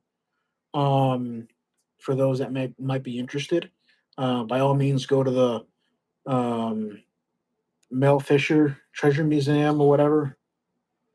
Um, Um, Not my personal favorite though, but you can still go. Um, Now let me go on to the um, now let me go into the actual. So here is the script that I have in my notes as well for the 1715 Spanish fleet. Um, so this happened in July of 1715, just off the coast of Florida near Sebastian Vero Beach in the general area. And I should definitely say experienced um, they experienced a disaster as this fleet of ships was traveling through that area to bring the treasure that they had to Spain. At about 11 or 12 merchant ships carrying gold, so about 11 or 12 merchant ships carrying gold, silver, and other valuable items to Spain were sunk due to the hurricane that had hit the area at that time. Estimates of about 1,500 men, women, and children were able to survive the sinkings and make it to the beach. Um, it was decided that they would make their base camp right where their flagship had sunk, which is actually the base camp, which is actually located where the McLarty Museum is now. As I'd kind of mentioned before, um, So it might be a little bit closer to Vero Beach, the McLarty Museum, and where their flagship had sunk. Um, but anyways, the Governor General um, Caracoles ended up sending a relief party composing mostly of Indian auxiliaries from St. Augustine to provide relief for the survivors. These auxiliaries were able to give protection and aid to the people who were recovering the treasure from the sunken ships. To add, the surviving ships officers were able to create search parties in smaller camps in addition to the large base camp to help better facilitate the recovery process. Archaeological work at the site revealed that the salvagers seem to have erected temporary structures and a well, as I had mentioned, for use as storehouses for the recovered gold and silver. As the salvage operation was going on, Henry Jennings, an English pirate, sailed to the area and chased off the guards and seized a large quantity of the recovered coins, which he carried away to Port Royal, Jamaica. A significant um, amount of that treasure was later recovered after the incident. As far as the treasure that that all the ships were carrying before they had sunk during that hurricane, quite a bit of the treasure had originated from Mexico, Peru, Bolivia, and Colombia. Oftentimes, on the return trip, they would stop by Cuba to join up and leave at that port. The route that they took from that point involved them heading north, just barely sailing along the coast. They were able to start the recovery process of the treasure that was in the ship's cargoes almost immediately. These professional salvage crews, made up of natives and islanders from Cuba, replaced the survivors. Not that their help wasn't appreciated, but their effort with diving bells, grappling hooks, and other salvage equipment or implements were relatively successful. About 80% of the lost treasure and other stuff was recovered by the crews of 17, 15, and 16. Um, Unfortunately, English pirates decided to raid the salvage camps and allegedly took several cannon and some treasure. Nonetheless, they were able to finish most of the salvage process by April 1716. At least one additional attempt was made in 1719. Additionally, overall, after everything was said and done, varied estimates put the total actual recovered treasure from the sunken ships to be at anywhere between 35% and 80%. The theory is that they often used the higher number to help discourage pirates from trying to get their own share.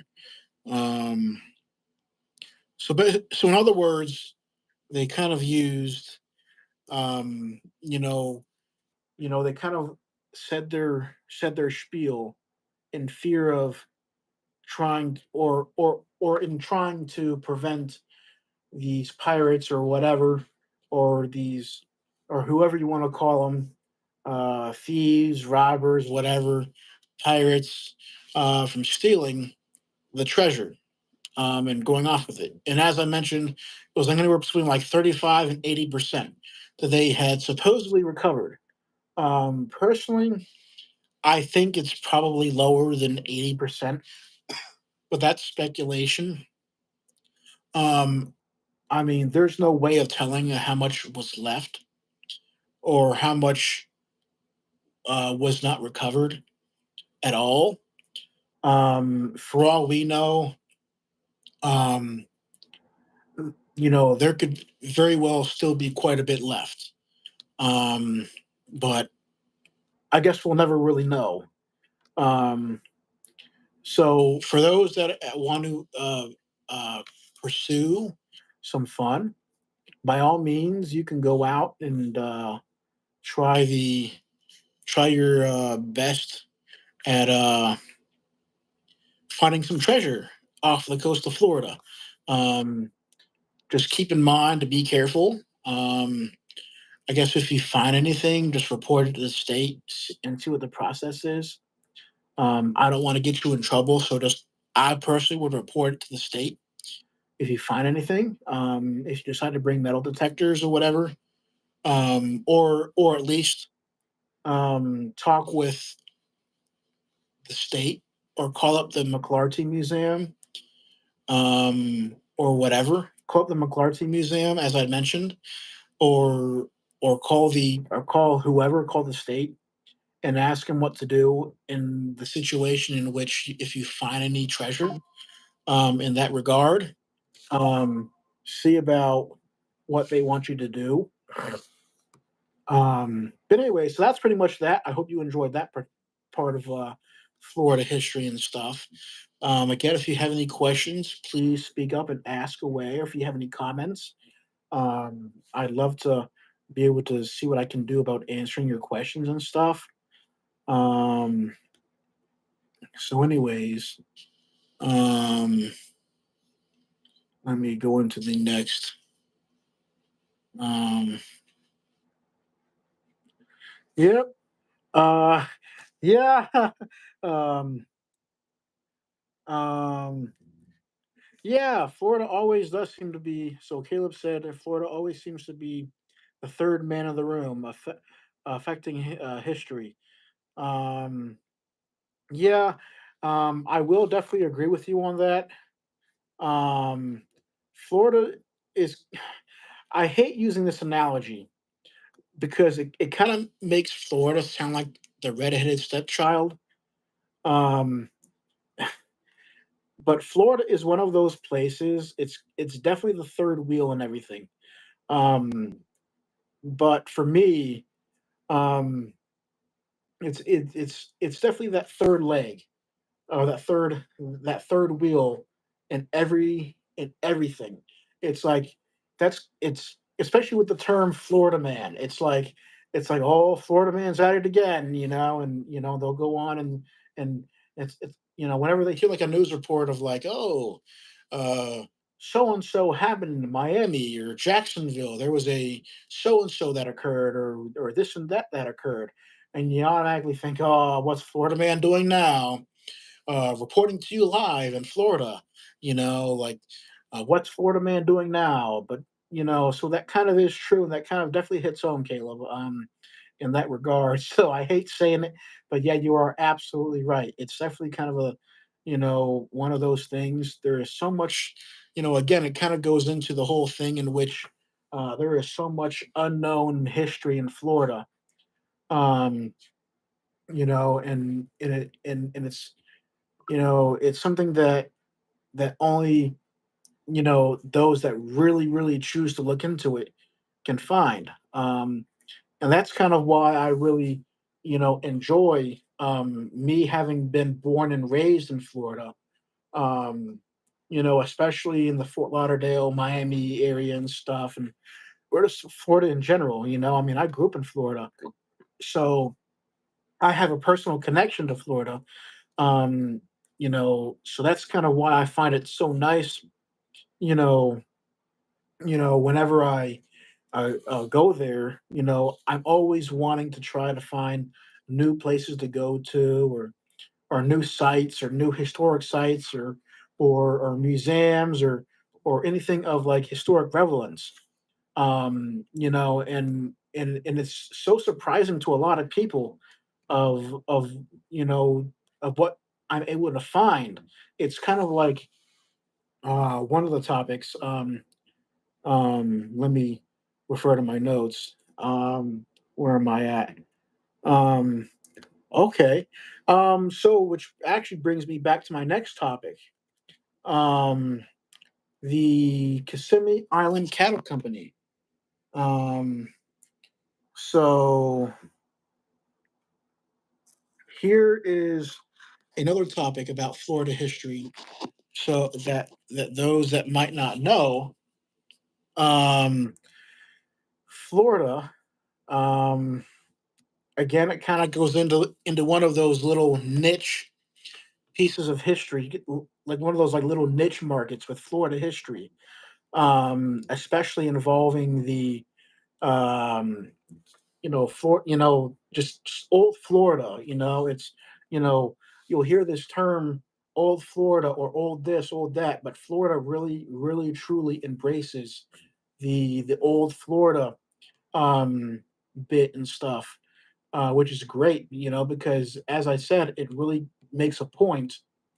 Um, like when you drive through certain areas of Florida, especially through like Christmas, Florida, especially where Fort Christmas is. Um, well, so if you look up Christmas, Florida, Christmas, like the holiday Christmas, if you look up Christmas, Florida, and look up Fort Christmas as well, you'll find that there is actually a fort there from the Second Seminole War. Um, and as you're driving through that area, I'm sorry for giving this place a shout out. And I really honestly hope that the place stays exactly as it is because it's one of the several most beautiful places that embraces old Florida. Especially with some of the trees and just the Spanish moss and or just some of the moss growing from the trees and stuff. Um, there is so much that grows from the trees there and stuff with it, and just the general area just embraces the old Florida feel, which is so nice about it. Um, but anyways, to kind of go back on topic as to I'm going to kind of branch into this particular topic as far as old Florida goes. Um, and also kind of one of the things where there's unknown Florida history or parts of Florida history that is relatively unknown, which this particular topic falls into that.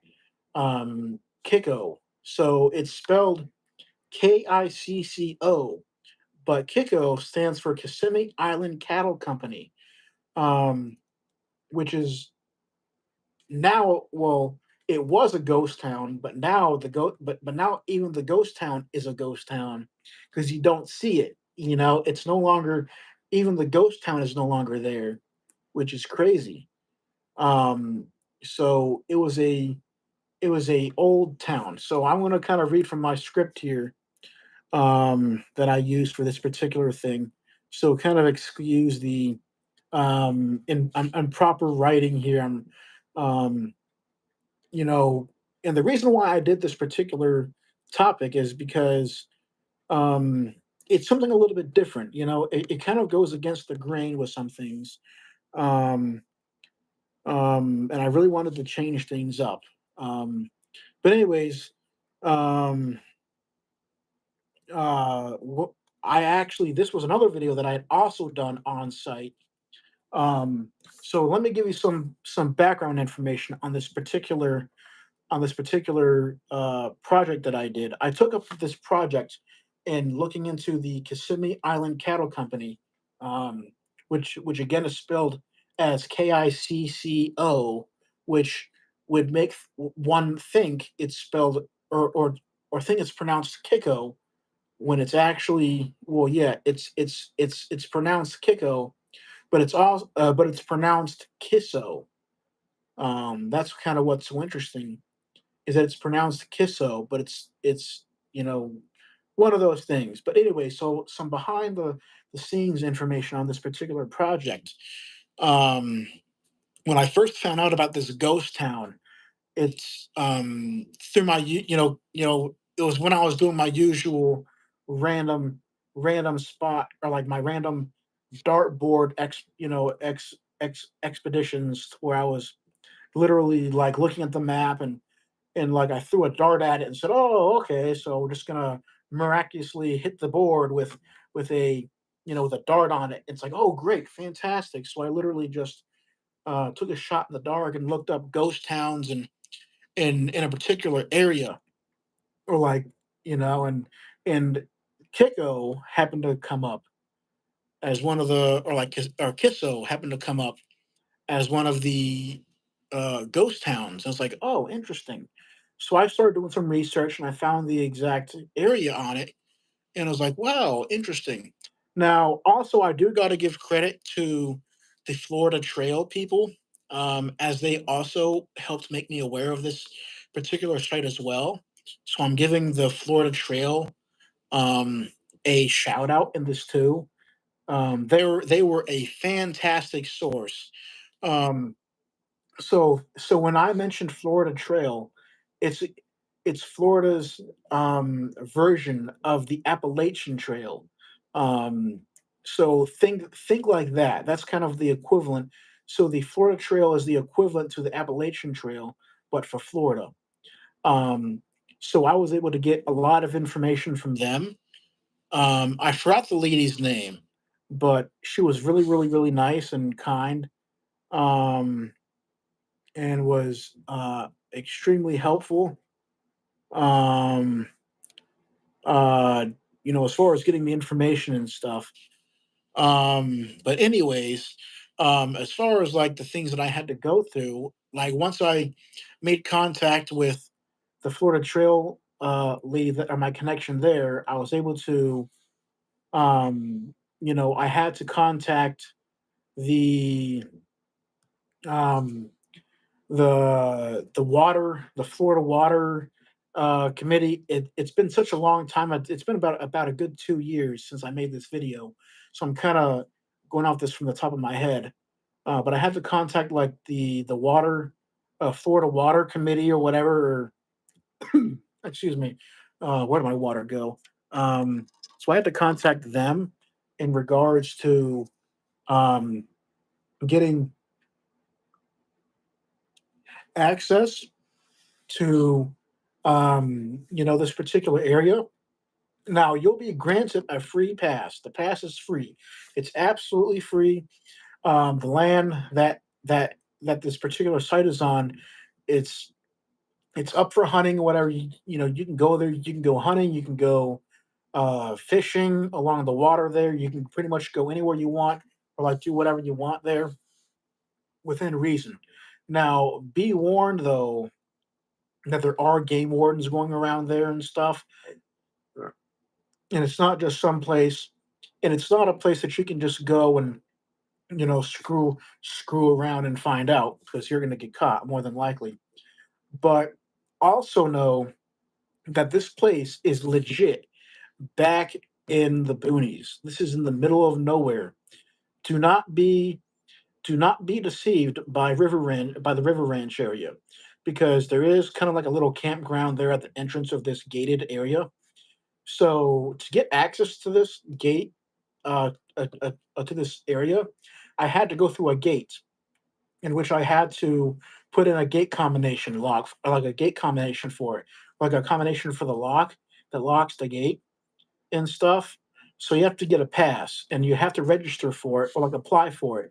And more than likely you'll get it, more than likely, but you still have to apply for it, because they do it for safety reasons to see who's going in and out. They don't want to just let anyone slip through the cracks. They don't, as far as like keeping track of people.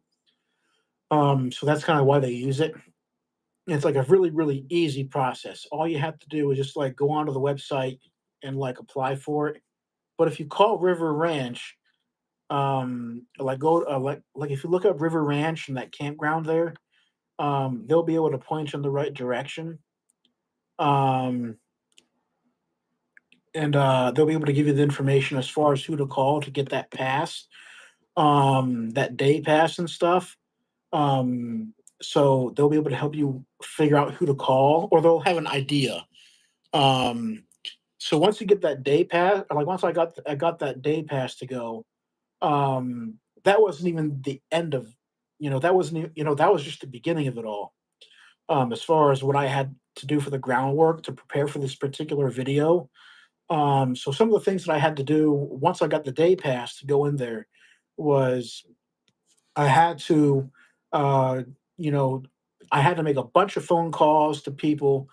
The Florida Trail, I had to talk with some of the people from the Florida Trail, like the lady there, and she gave me some great information as far as where the location, the general area was. But I also had to kind of go in there in the Google Maps and also as well as other maps and stuff from the time period and stuff, and also I had to make other phone calls to museums and that sort of thing, to be able to kind of figure out what the deal is and where was what, where was this, where was that, and stuff.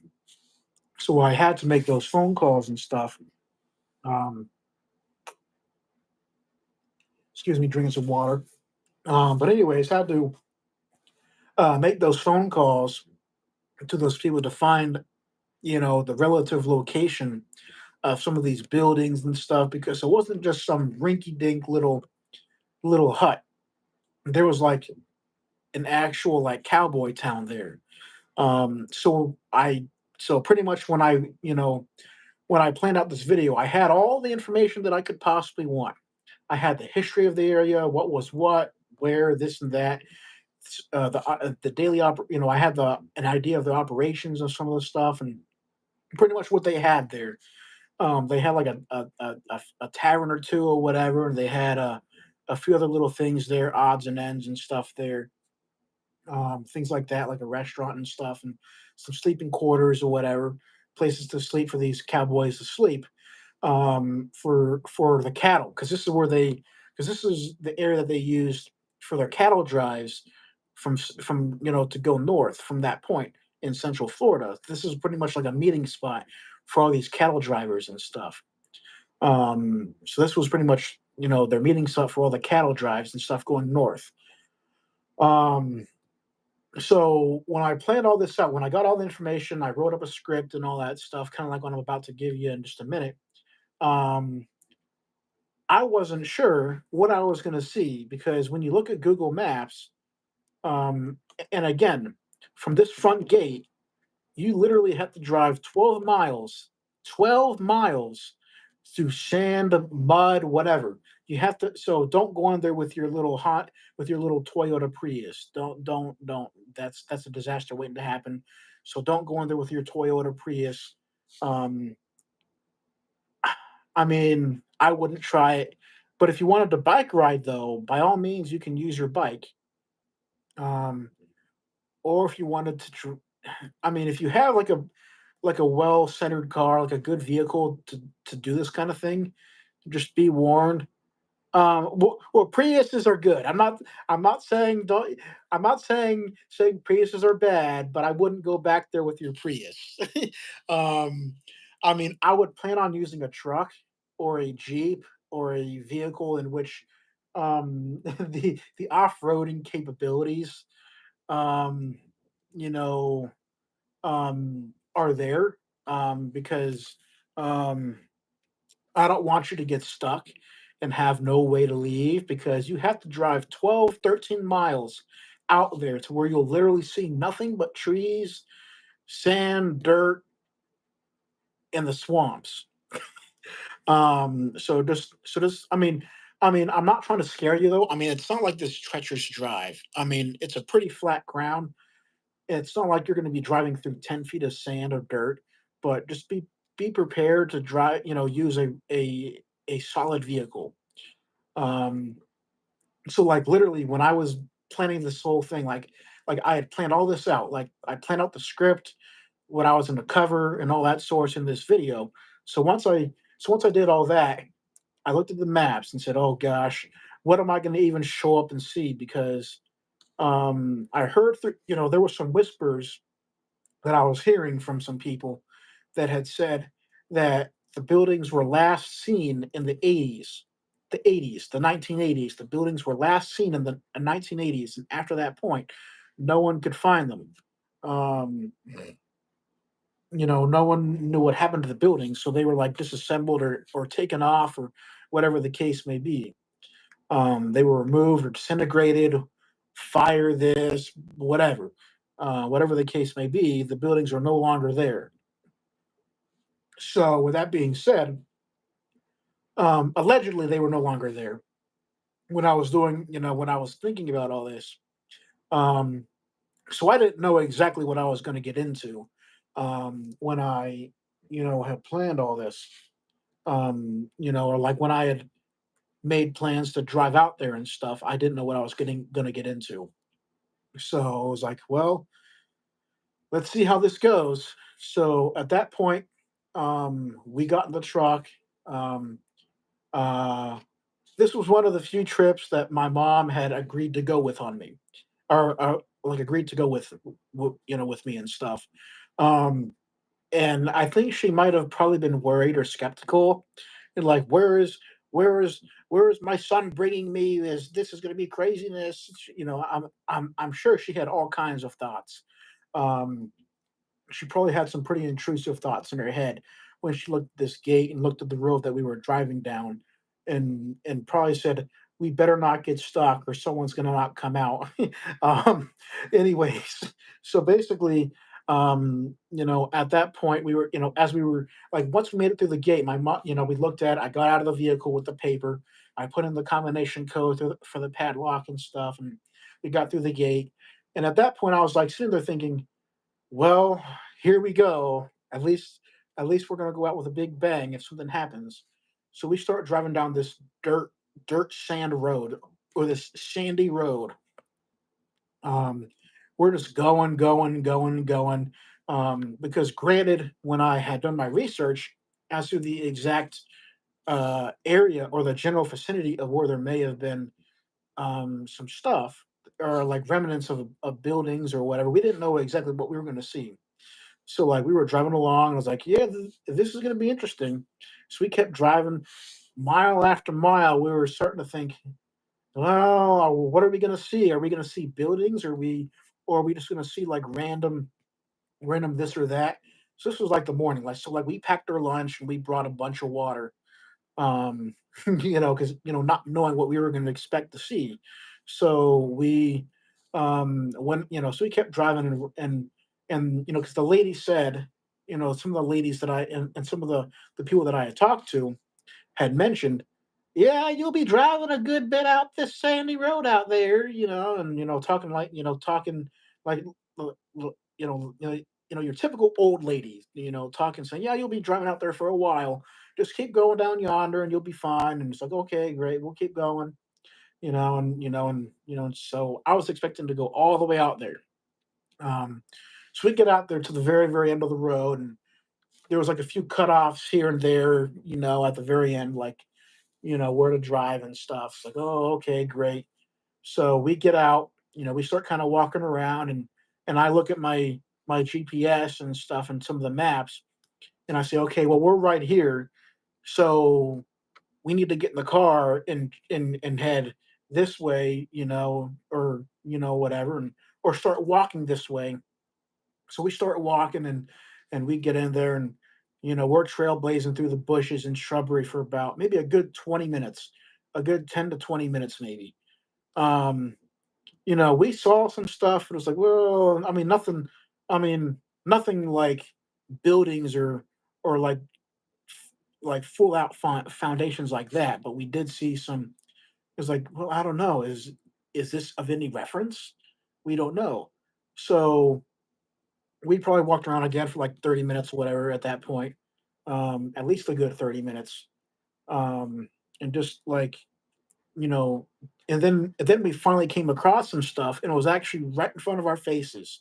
Um, so like we went to one of the campsites that were there, or like one of the general areas, or like one of the spots that we had that I'd kind of looked into as to where if there may or may not be something there. Lo and behold, I looked down. I was like, I saw some foundation for a building, or what may have been a foundation for a building. So I looked. So I'm sitting there thinking, holy cannoli, this is actually a foundation. So we all start piling in, and walking around, and it's like, whoa, that's pretty darn cool. So we were able to find evidence of a potential evidence of a foundation for one or two of the buildings there. It wasn't anything of any significance, and I do make note of that in the video. So again, for those that want to be able to actually see the actual terrain that we went through, and all that sorts, you can check out the video for Kiko, for the Kissimmee Island Cattle Company, for one of my videos and stuff for the ghost town. So look it up. It's on there somewhere. So you can definitely go through it, and see what and actually see the video and see the area and the terrain that we were walking through and going through and stuff. So definitely check it out.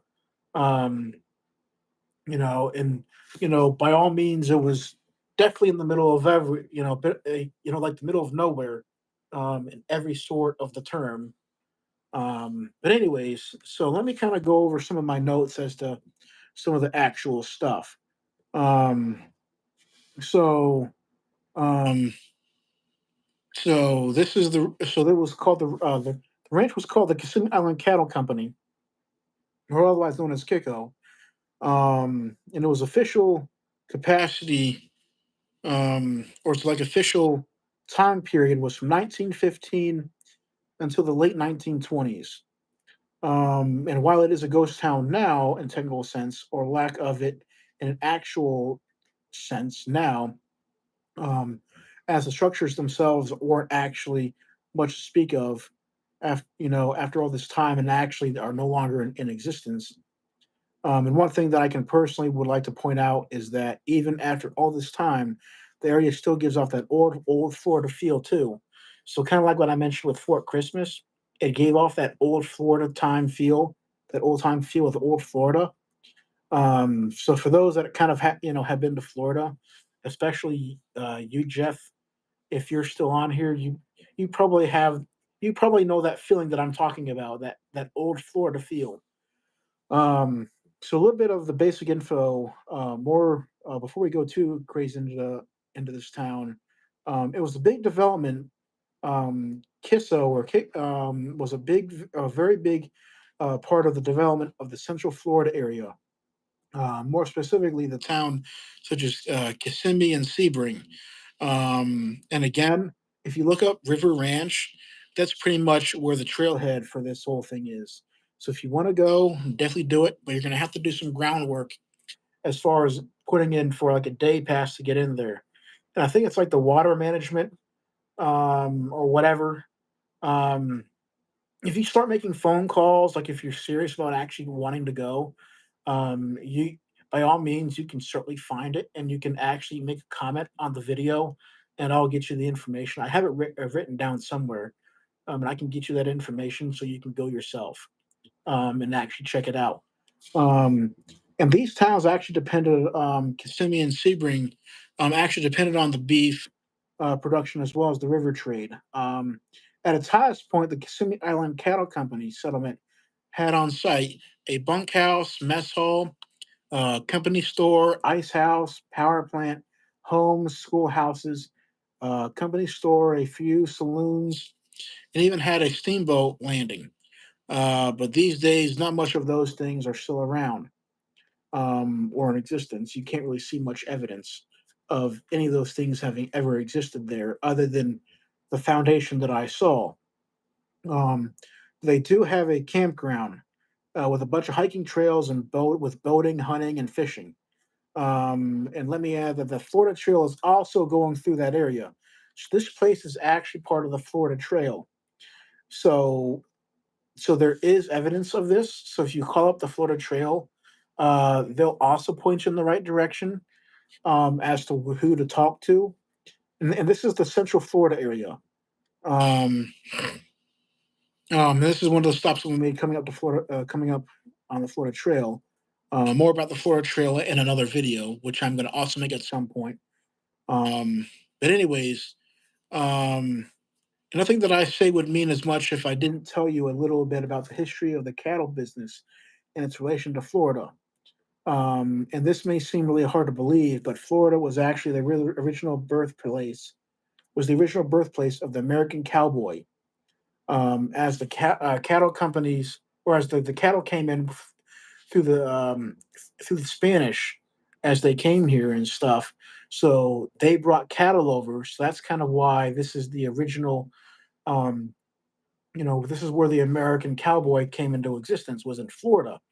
Um, I'm not necessarily saying the term cowboy, but like the actual name, like when you say, "Hey, what's up, cowboy?" The term doesn't necessarily originate from that though, but this is kind of where the American cowboy originated, if that makes sense. Um, But anyways, this was a long before the cowboys served as symbols of the American West. Seminole Indians, Spanish colonists, American settlers herded cattle in Florida too. This area is located on some of the same land that those first Florida cowboys roamed a long time ago.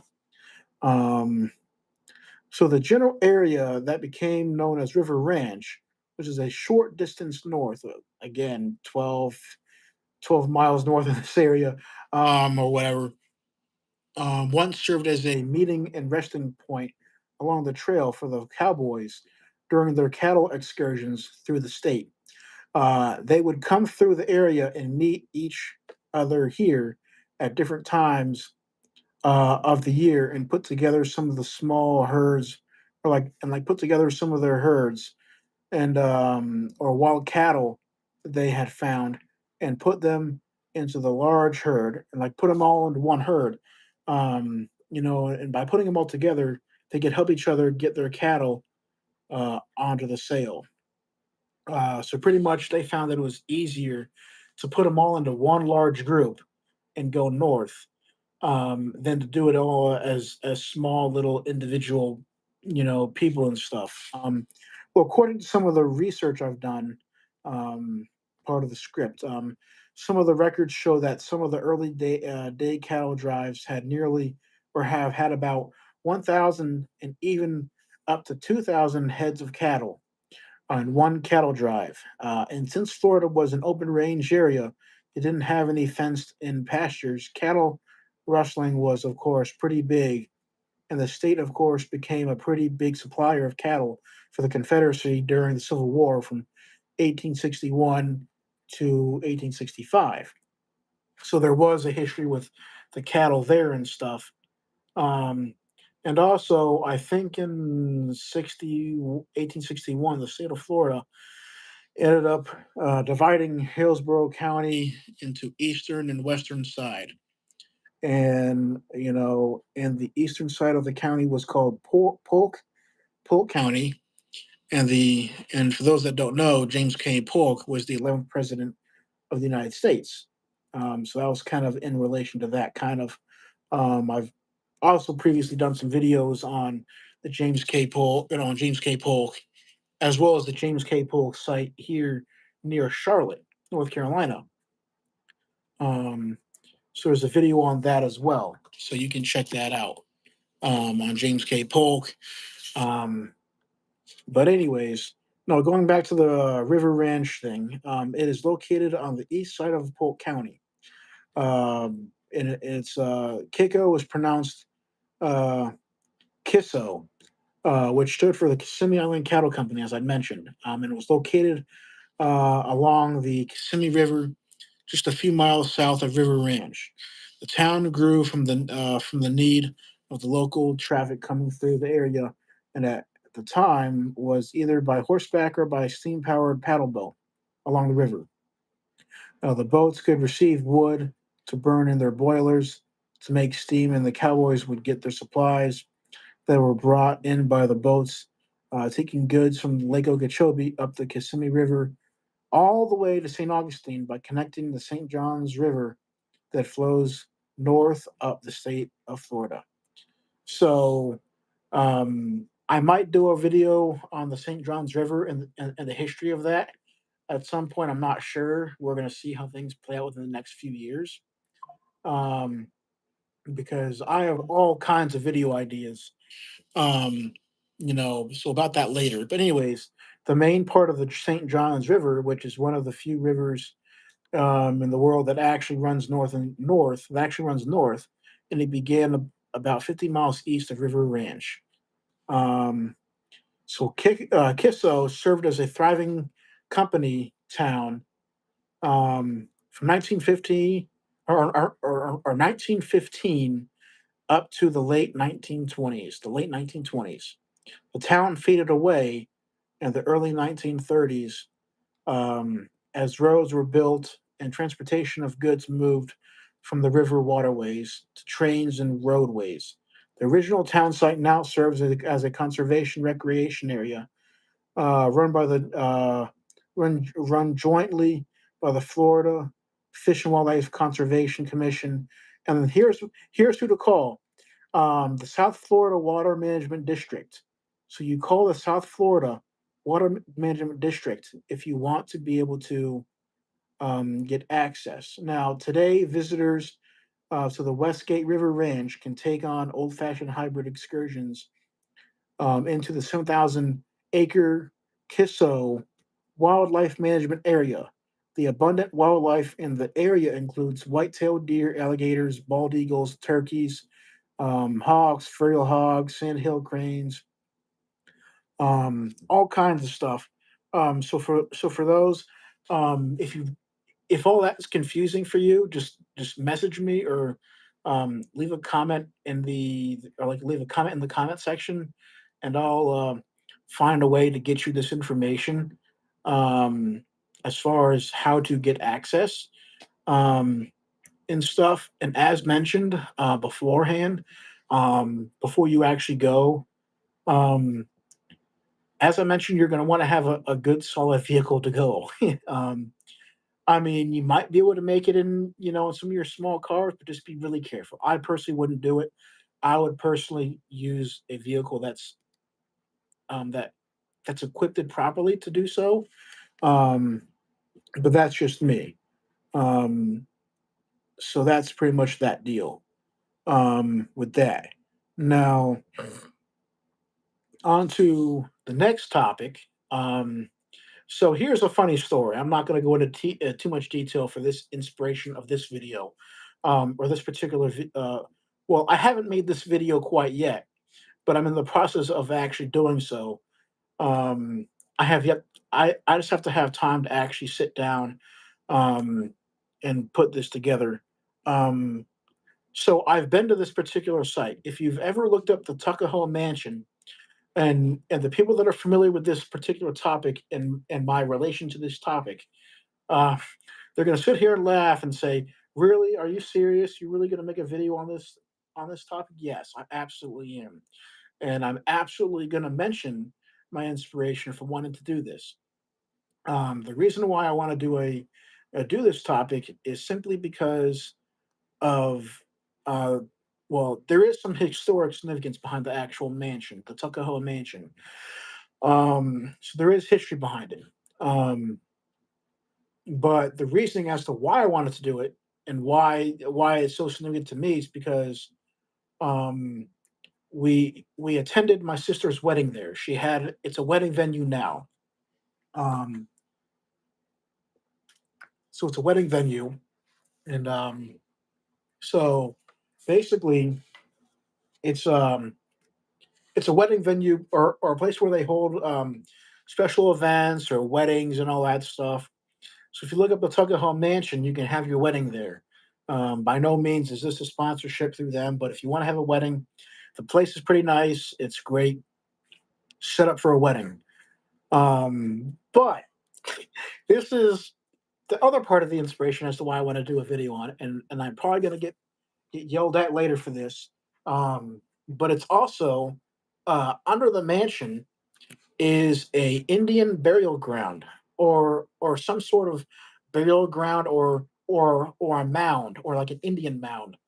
Um, like an Indian mound or a burial ground and stuff. Um, I'm gonna have to refer back to my notes on this. Um, so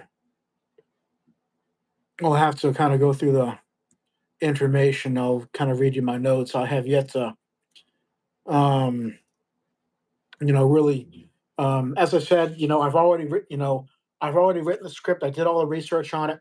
I just have to present it and stuff and kind of, touch up on it once I decide to do the actual video itself. But I'm going to kind of give you all a preview of it. Um, Now, give me the benefit of the doubt because with this particular topic, it's been a while since I've actually kind of, familiarized myself with it, and I have not done the video yet, so I'm not 100% fluent with it. Um, and again, as I said, if you all have any questions, please butt in. Would love to answer any of your questions and stuff that you may or may not have. Would love to help you out with that. Um, but anyway, so to kind of go on to the topic with this, um, you are probably going to have more more. You're probably going to have more initial questions than usual because like, why am I wearing a tuxedo for the video? I didn't actually film it on site, but um, um, uh, so I was attending the wedding, but couldn't pass on the opportunity. As the site itself is very historic. The answer to the second question is we are at the Tuckahoe Mansion here in Jensen Beach on the east coast of Florida. And while today's video is going to be a little shorter than usual, I'm going to have to re edit that part and kind of, reframe it to being another occasion because I was going to do it at the wedding, but it didn't have time. It's like I didn't want to be that guy. Um, but basically, according to some archaeologists, Mount Elizabeth is a 4,000 or this where Tuckahoe Mansion is a 4,000-year-old mound that was created by the Ayas Indians. The mound, which I think was originally about, I'd like to say about 60 feet tall. Some of the things that were found in the mound was broken pottery, tools, bones and shell ornaments, and other miscellaneous items used by the Ayas Indians in their day-to-day lives. Um, Mount Elizabeth, which is again where this the Tuckahoe Mansion is, um, and the surrounding land that was there at that time was purchased by a man who was an explorer by the name of William Henry Racy in the late 1850s. In 1891, his son Charles Racy built a 3-story wood framed house on the top of the mound for his family and started a pineapple and citrus plantation on the property. But the property was eventually sold to a judge from New York after the house Um, um, unfortunately burned down in the year 1921. The Leach family in Tuckahoe. In about 1936, an Atlanta businessman named uh, Willingford Leach and his wife Ann Bates Leach, who was a Coca-Cola heiress, purchased Mount Elizabeth and the surrounding property and ended up building the Mediterranean revival style home that you currently see on site now. Um, Interestingly, it was named Tuckahoe, which is thought to be a Native American term for welcome. I did see some research on this, or I did do some research on this, but um, if someone has some better information on it, that'd be great too. Um, Anyways, so if you want to look up the whole term Tuckahoe and what it means, you can go for it. Anyways, the estate was finished being built in 1939 while using the latest in archaeological or architectural design for that time period. Sitting on about roughly 54 acres of riverfront woodland and grass, Tuckahoe was nearly a hub for a lot of socializing in Martin County, and of course, the place for countless parties that were attended by the local social set and World War II soldiers from Camp Murphy. Um, so basically, a lot of socializing. So it is on the Indian River. As I don't know if I mentioned that or not, though, but it is on the Indian River, or otherwise known as the Intercoastal. And we are going to talk about the Intercoastal in a little bit too. So stay tuned for that as well. We're going to keep in touch with Intercoastal. Um, to, So basically, Mrs. Leach, who helped to found the Garden Club, also donated the needed money to build the original building for the well-known Bascom for the new for the well-known Bascom Palmer Eye Institute in Miami. Um, Catholic Church, the Florida Institute of Technology. Um, the Leach family then um, then decided to move to the Palm Beach area in 1950 and sold the mansion and the surrounding property to the Catholic Church, and the Sisters of St. Joseph, based in St. Augustine.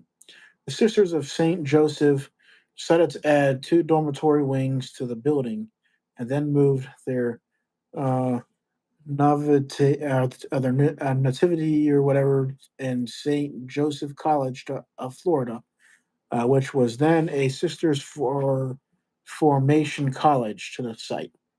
Yeah, um, which I found interesting when I looked that up. So for those that are into that, go for it. If you have more information on that, please let me know. The sisters who operated Florida's only 2-year liberal arts college until 1972, when the entire property was purchased by the Florida Institute of Technology, a 4-year college offering degrees in marine science. Fit used the Leach Mansion as its administrative building. Um, the Indian River Park, which is what it's known now, I guess.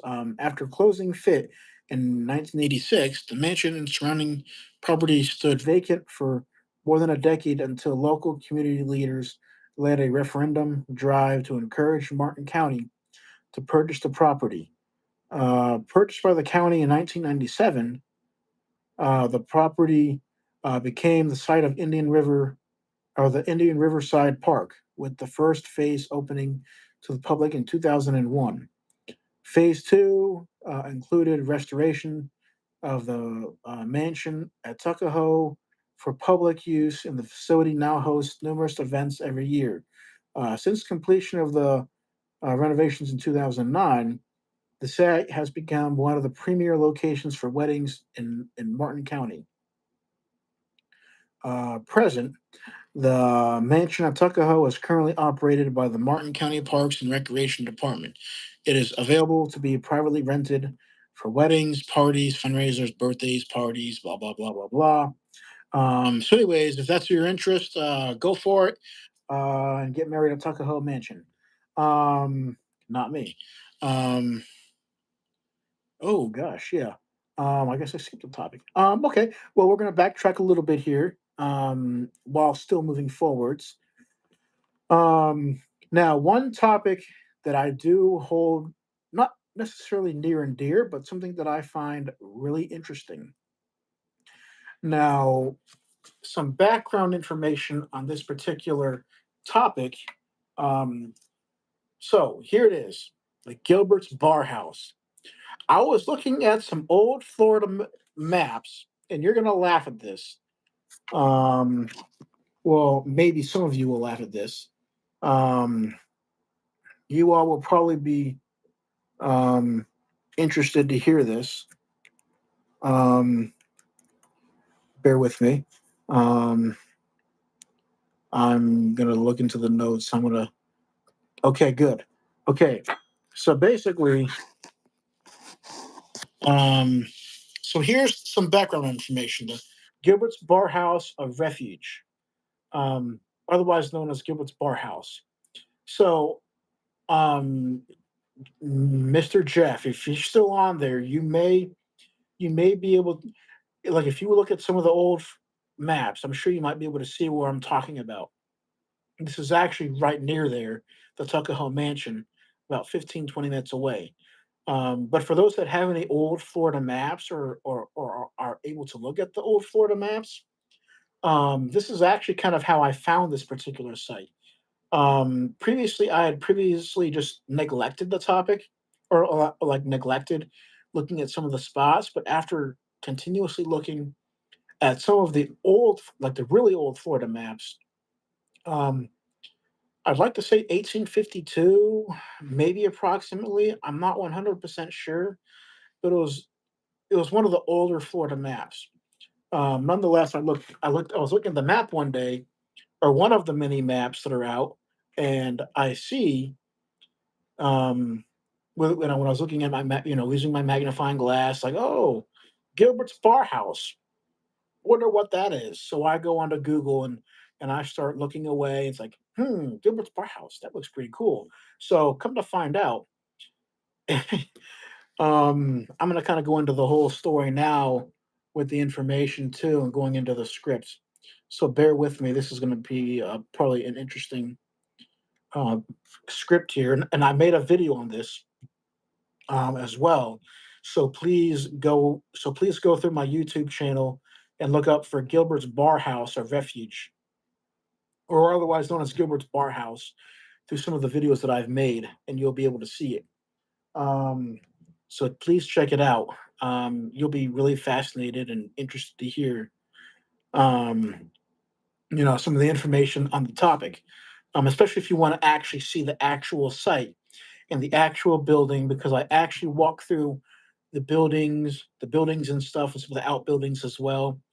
And I look at some of the towers, and I even look at the beach, and I even show, um, or I even point the camera at where there is actually a boat, um, or a shipwreck about 100 feet or like 100 yards off the actual beach there, like the actual site there.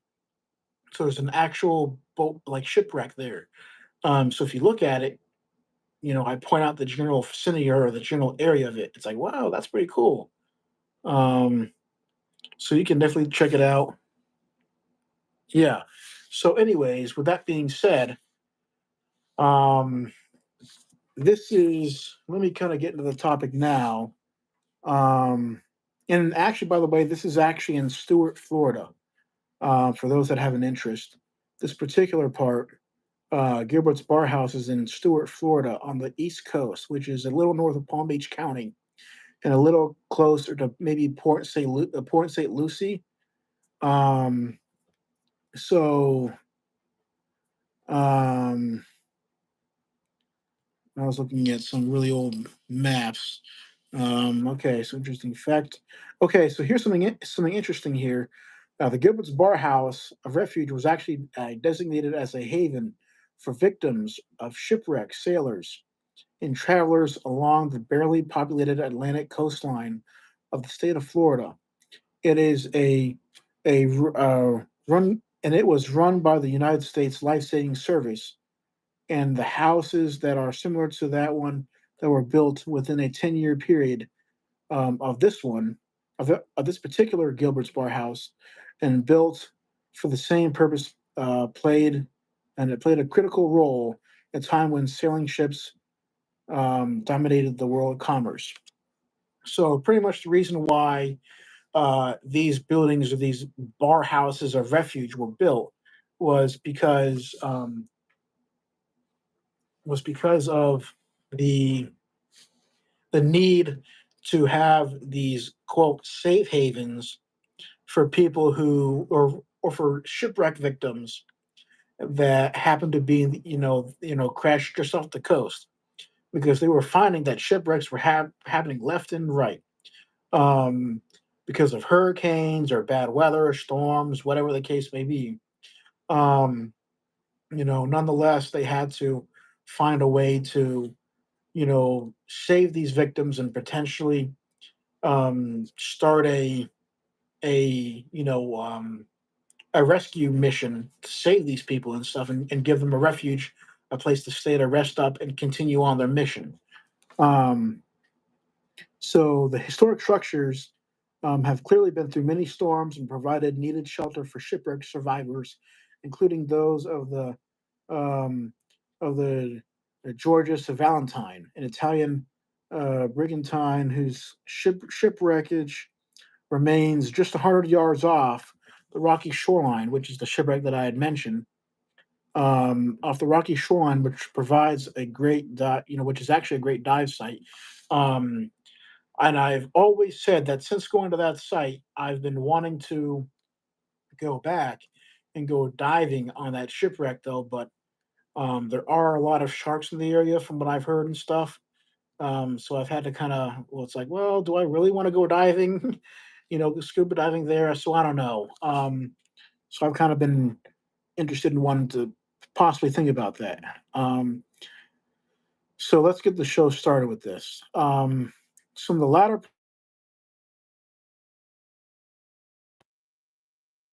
76, there was an ever rising number of vessels, boats that were cruising off the coasts of the southern part of Florida.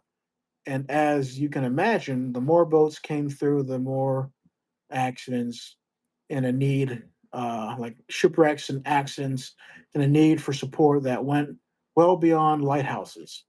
So in June of 1874, our great Congress called for some so called houses of refuge to be built along the coast to offer help to those who were, of course, shipwrecked or somehow lost.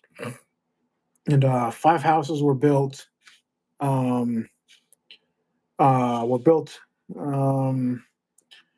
following the Congressional Act, and four more additional houses were built 10 years later. Um, so here's a quote that I had gotten.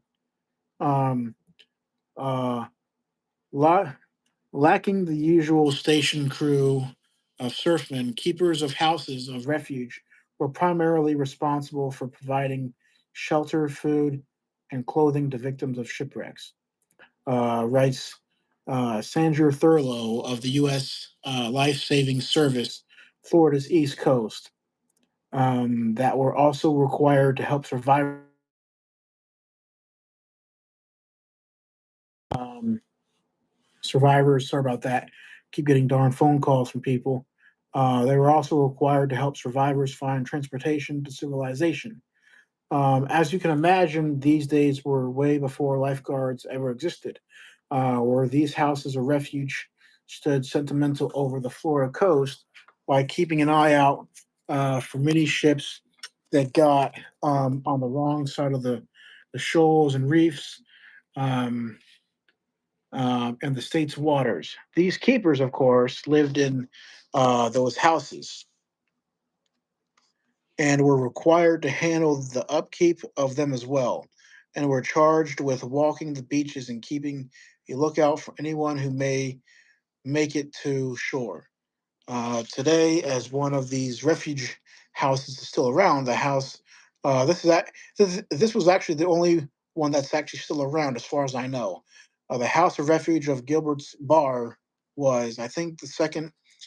I think this was actually the second one from the surf to be built. In 1876, on the southern tip of Hutchinson Island, and of course, when the modern U.S. Coast Guard that we kind of know today was established in 1915, these houses of refuge were converted and became a station that was in regular use during the First World War, and of course, served as a lookout in World War II for submarines. Um, so there's some historic significance with that. Um, After the World Wars, the use of lifeguard towers and, of course, better built and safer vehicles, the station was no longer needed and was decommissioned. Interestingly, interesting fact: in 1955, the Martin County Historical Society was formed to help protect the house and present it as a museum, which is what I show you all in the video. Um, Almost immediately, in addition to serving as a museum, the House of Refuge became a refuge for sea turtles, and the program being under the direction of Ross Witham from 1917 to 2004. That's when he passed away, unfortunately. Marine Turtle Coordinator for the Florida Department of Natural Resources from 1963 to 87. Nazi turtles, rather than shipwreck victims, depend on the life saving measures of the House of Refuge. Um, while the other structures were dismantled or destroyed by storms and other natural causes, the House of Refuge at Gilbert's Park House was thankfully made into a museum. It was added to the National Register of Historic Places in 1974, nearly a century after Congress had built these houses, or had these houses built. Um, so today, the museum presents the house as open, the house as it has appeared. So today, the museum actually presents it as the house is presented today, or was presented in 1904. So if you kind of look at some of the documents and stuff, It shows kind of like a rinky dink building kind of in a sense inside. And that's pretty much what you'll see. The museum is located off of Road A1A south of Stewart Beach, and it's open from 10 a.m. to 4 p.m. Monday through Saturday, and 1 p.m. to 4 p.m. on Sunday. The museum is like $8 for adults and $7 for seniors, and $6 for children. But you want to know what though? I will say this was um, one of the uh, one of the better museums. This was actually a really good museum that I've been to as well. In addition to the McClarty Museum, so this is another place that I would highly recommend you going to, um, which is the Gilbert's Bar House of Refuge. So if you have a chance to go there, please do so.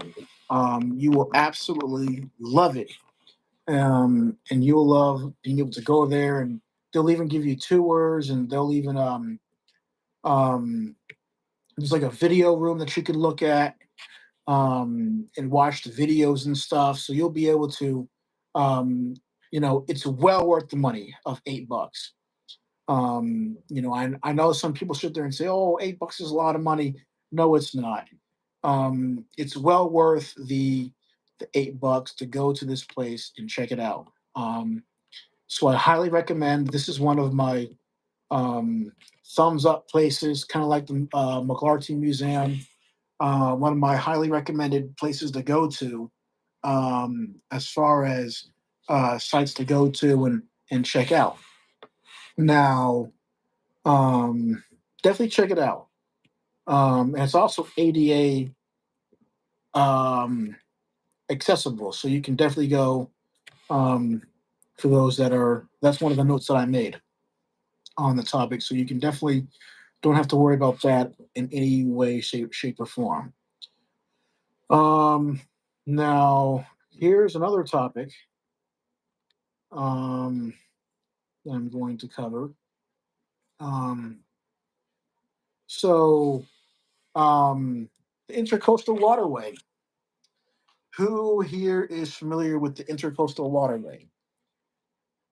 For those that are not, or for those that may or may not know much about the Intercoastal Waterway, um, the Intercoastal Waterway was a or is a waterway that kind of pretty much goes up the whole coast of Florida and even up through the eastern part of the U.S. Um, so it's a very, very big waterway. Of course, nowadays, well, actually, let me kind of step back for a second.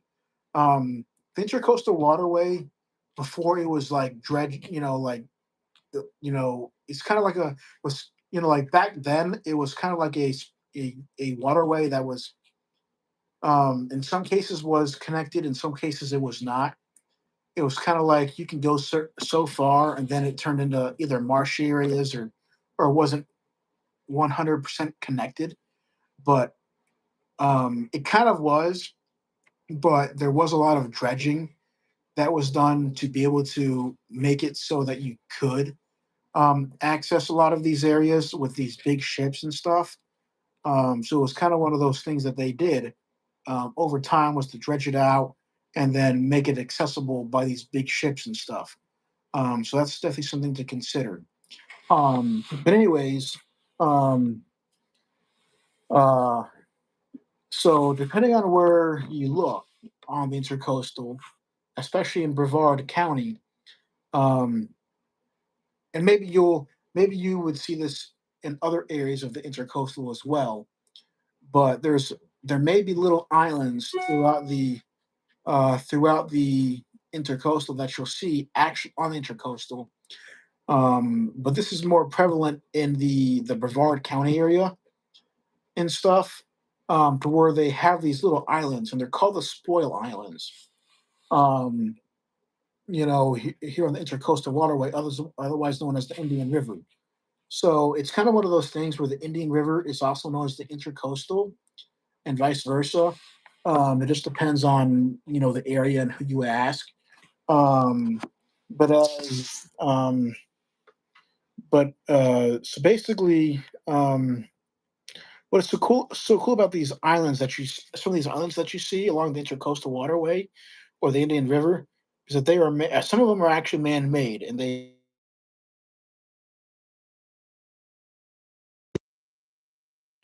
some dredging and stuff. That's kind of where they put the dirt. Um, so basically, I did use. So here's the thing about this topic as well, is that one thing that I encountered when I did research on this topic was that like the intercoastal waterway is that there was some varying information. One source would say this, another source would say that. Some of the sources kind of had similar information, but it was still different. Um, so if there's something that you might have heard different, I'm not saying you're wrong and I'm not saying you're right, but it just depends on the source that you used. It's so I kind of encountered that issue going through this whole thing, through this whole research process, was finding varying information.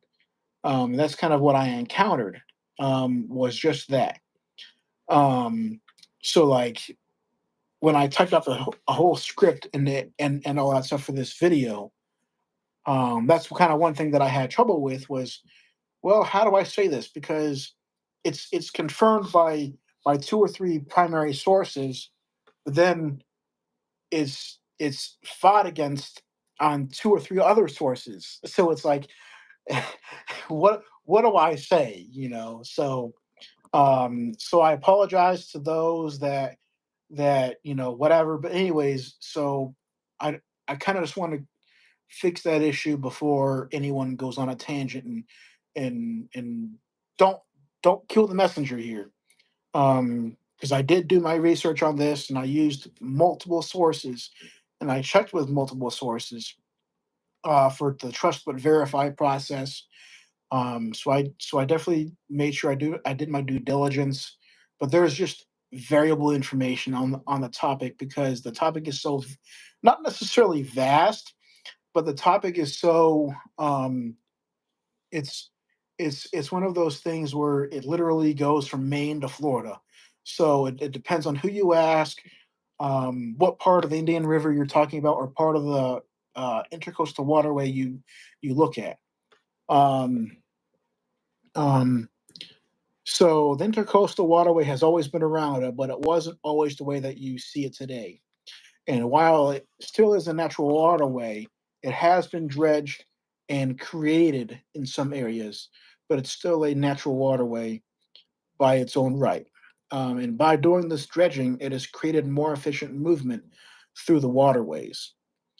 Um, an example of a place that had been dredged in this particular area was in Grant, Florida, as the water was not very deep when it was decided to deepen the channel.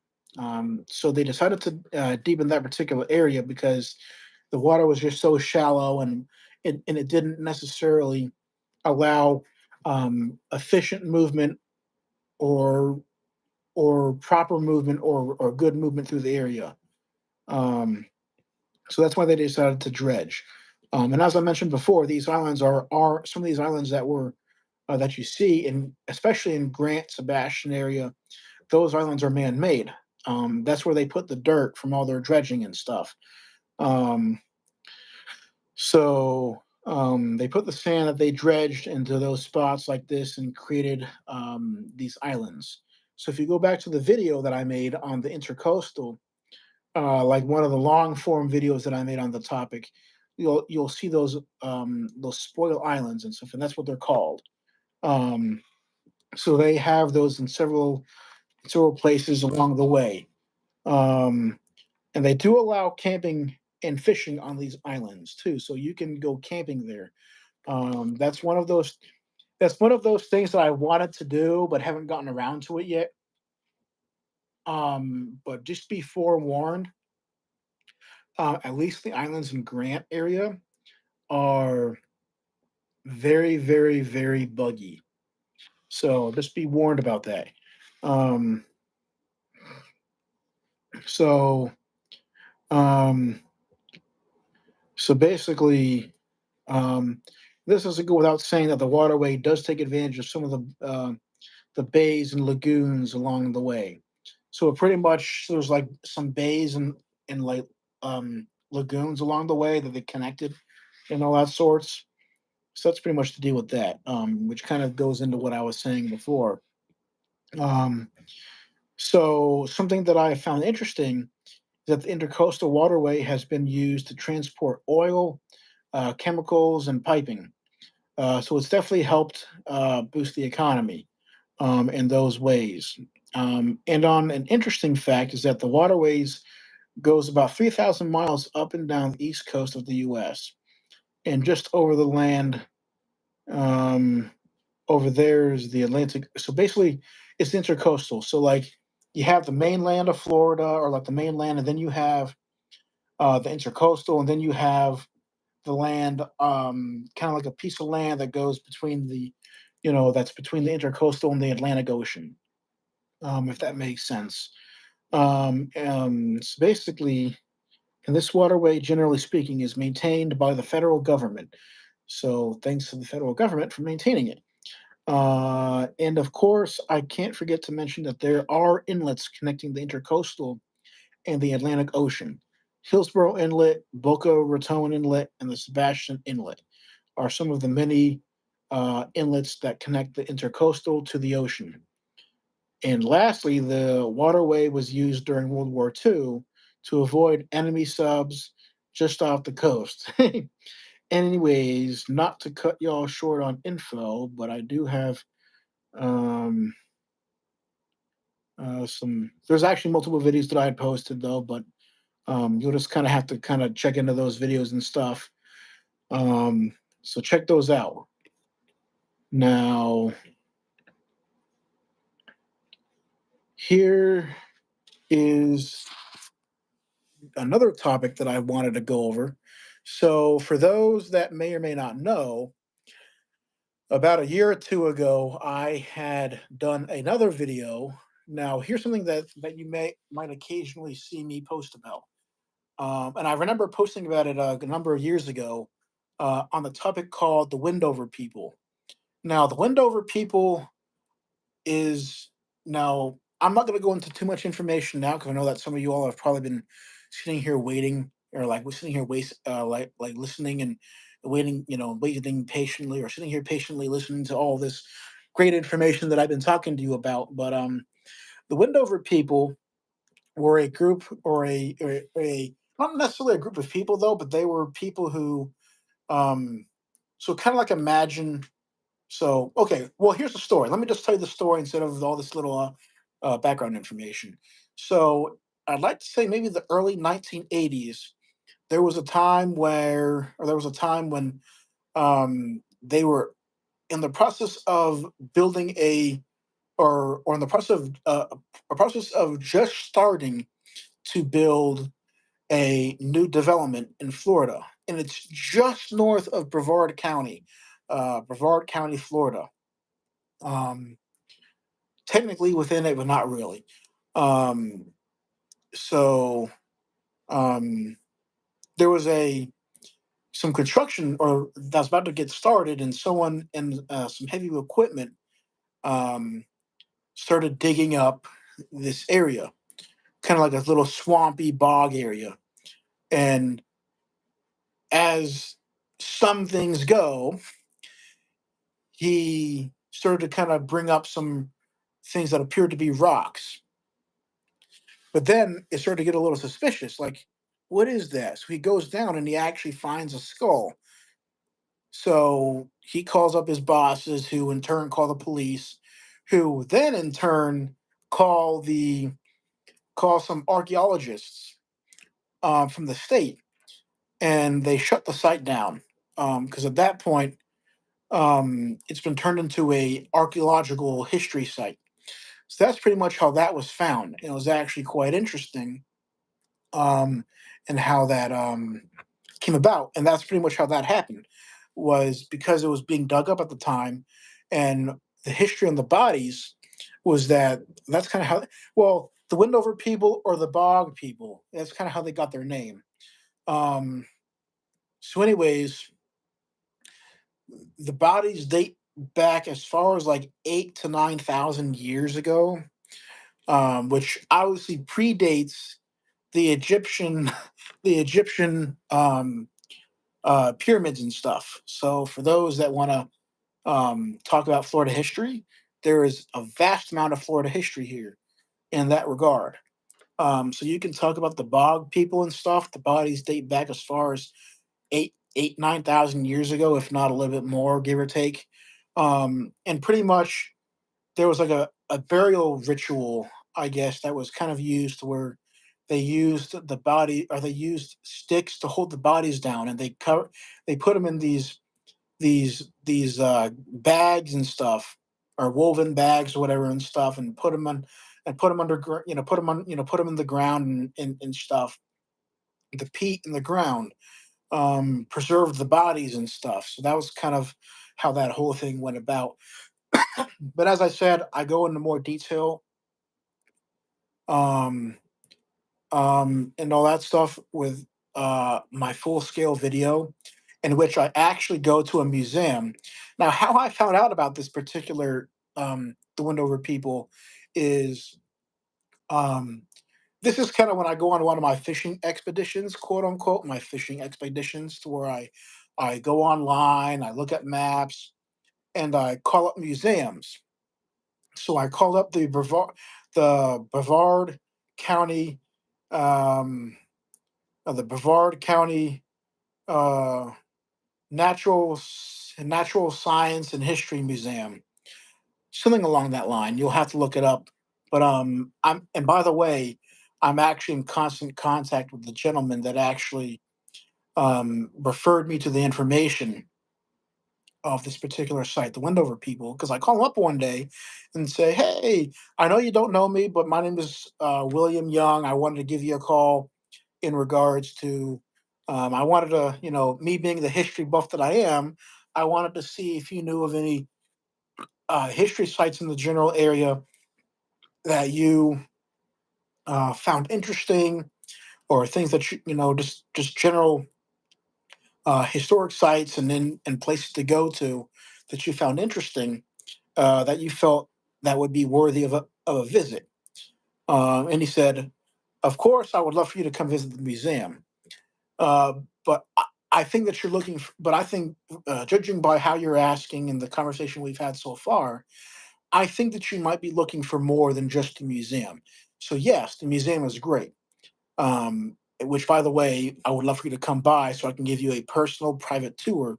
But there is a historic site called that goes over the Wendover people, and I'm not going to give you the actual site itself, or where the site is, because the site itself, they actually ended up putting the development there, and the site technically is on private property. And I did stop by the actual site, I'd like to say last November, with my brother-in-law, and it was like hilarious because we actually like stopped by the actual site. We got out of the vehicle, and I was going to actually do an on-site video as well, but I didn't get around to it, and it was like, I'm going to have to do that this coming November at some point to do an on-site tour. But I did make a full-scale video on the topic as well, um, that shows that goes over the information and stuff in the topic, because I actually did go to the museum, and I did accept the guy's invitation to go to the museum, and he actually gave me a private tour of their Wendover people exhibit. So we go over the information, all the information on the topic. We were probably in there for probably a good hour and a half. So he has like a full exhibit, but of course I had to kind of cut out some of the video to kind of, just because there was like a lot of small talk. And I tried to blend it together as best as I could. Um, so there's like at least a good maybe 10 to 20 minutes worth of video in there of like solid information. And also, we did a lot of discussion on the topic as well. Um, so there's some good information in that video of the private tour. So definitely check out the video, the Wendover people. the private museum tour, which you'll love. So for those that have an interest in that kind of thing, definitely check it out. Um, so, anyways, to kind of finalize this live video, as I mentioned, if anyone has any questions, I'll probably stay on for the next couple minutes or the next minute or two. If there's any other topic that you want me to cover, that you want me to talk about within the next couple minutes, I'll be more than happy to do so. I know I've been talking. It shows about 180 minutes here, so I've been talking for a little while. I started talking around 3 o'clock. It's 6:11 now. If that's any context of how much I talk, gosh darn. Um, so, anyways, if there's any other topic that you want me to talk about for the time being, please let me know. And also, for future reference, if there's any video or like any topic on American history, kind of in the North or South Carolina area, or maybe even Georgia, or maybe in some parts of Virginia, Georgia, or maybe Alabama, or maybe even, and definitely Florida. If there's any topic that you want me to cover with that in those particular areas, I would love to. Or just American history in general. If there's like a topic that you all want me to cover, I would certainly love to talk about, even if it's not in those areas. I'd be more than happy to do so. Um, we have a Facebook group, a private group called Our Living History that coincides with this YouTube channel. So definitely keep an eye out for it, and look it up if you're not part of it already. Um, and join it. Or you can even leave comments in the video here, suggesting ideas for places and stuff to go, that you want me to do a video on or check out or whatever. Um, because I would love to be able to do so, and take your input and do those videos and stuff. So by all means, submit ideas for just American history in general, and I'd be more than happy to do so. Um, me being the one that I am, I would love to do a video on it. So please let me know and submit your ideas. Um, Now to kind of also further end this, um, I do have some plans to do more videos this coming year in Florida. In November, I'm hoping to go to St. Augustine. That's the plan for this November, is to go to St. Augustine and do a video on that big fort there, that big Spanish fort. I keep forgetting the name pronunciation, but I'm in contact with one of the rangers there, and we're always talking about about the fort and just some general information. Jeff, you may be able to help me out with that as far as the video goes. Um, Maybe some information, and kind of building some more connections within the fort itself. But I am talking with, I think, it's been about a month, a couple months since I've talked to her. Granted, but I guess it was the lady in charge of the actual site itself, the fort. But by all means, if you have any information, or like if you're a reenactor there at the fort, please please let me know. Or if you work at the fort there, please let me know, and I would love to make a connection with you, and hopefully meet at some point in November, when I go down there. It would be the weekend before Thanksgiving, that I would be planning on going there to do a video on the fort, um, and also just some of the general area as well. So definitely, I definitely have plans for that. And I also plan on going to a sugar cane plantation as well, and some other sites as well. So it's going to be kind of cool and interesting to see how this all plays out. So I have all kinds of ideas and things that I'm going to plan on doing. So definitely stay tuned on some ideas and submit your questions. Anyways, if you all have anything else, just let me know, and just uh the video will probably take a day or two to probably, if it doesn't download completely today, um definitely, within the next couple of days, definitely check out the video, the whole full video here, the whole YouTube live video, and we'll go from there. But anyways, I hope you all have enjoyed the video, and have a great rest of the day, and talk to you all soon, and have a enjoyable rest of the weekend.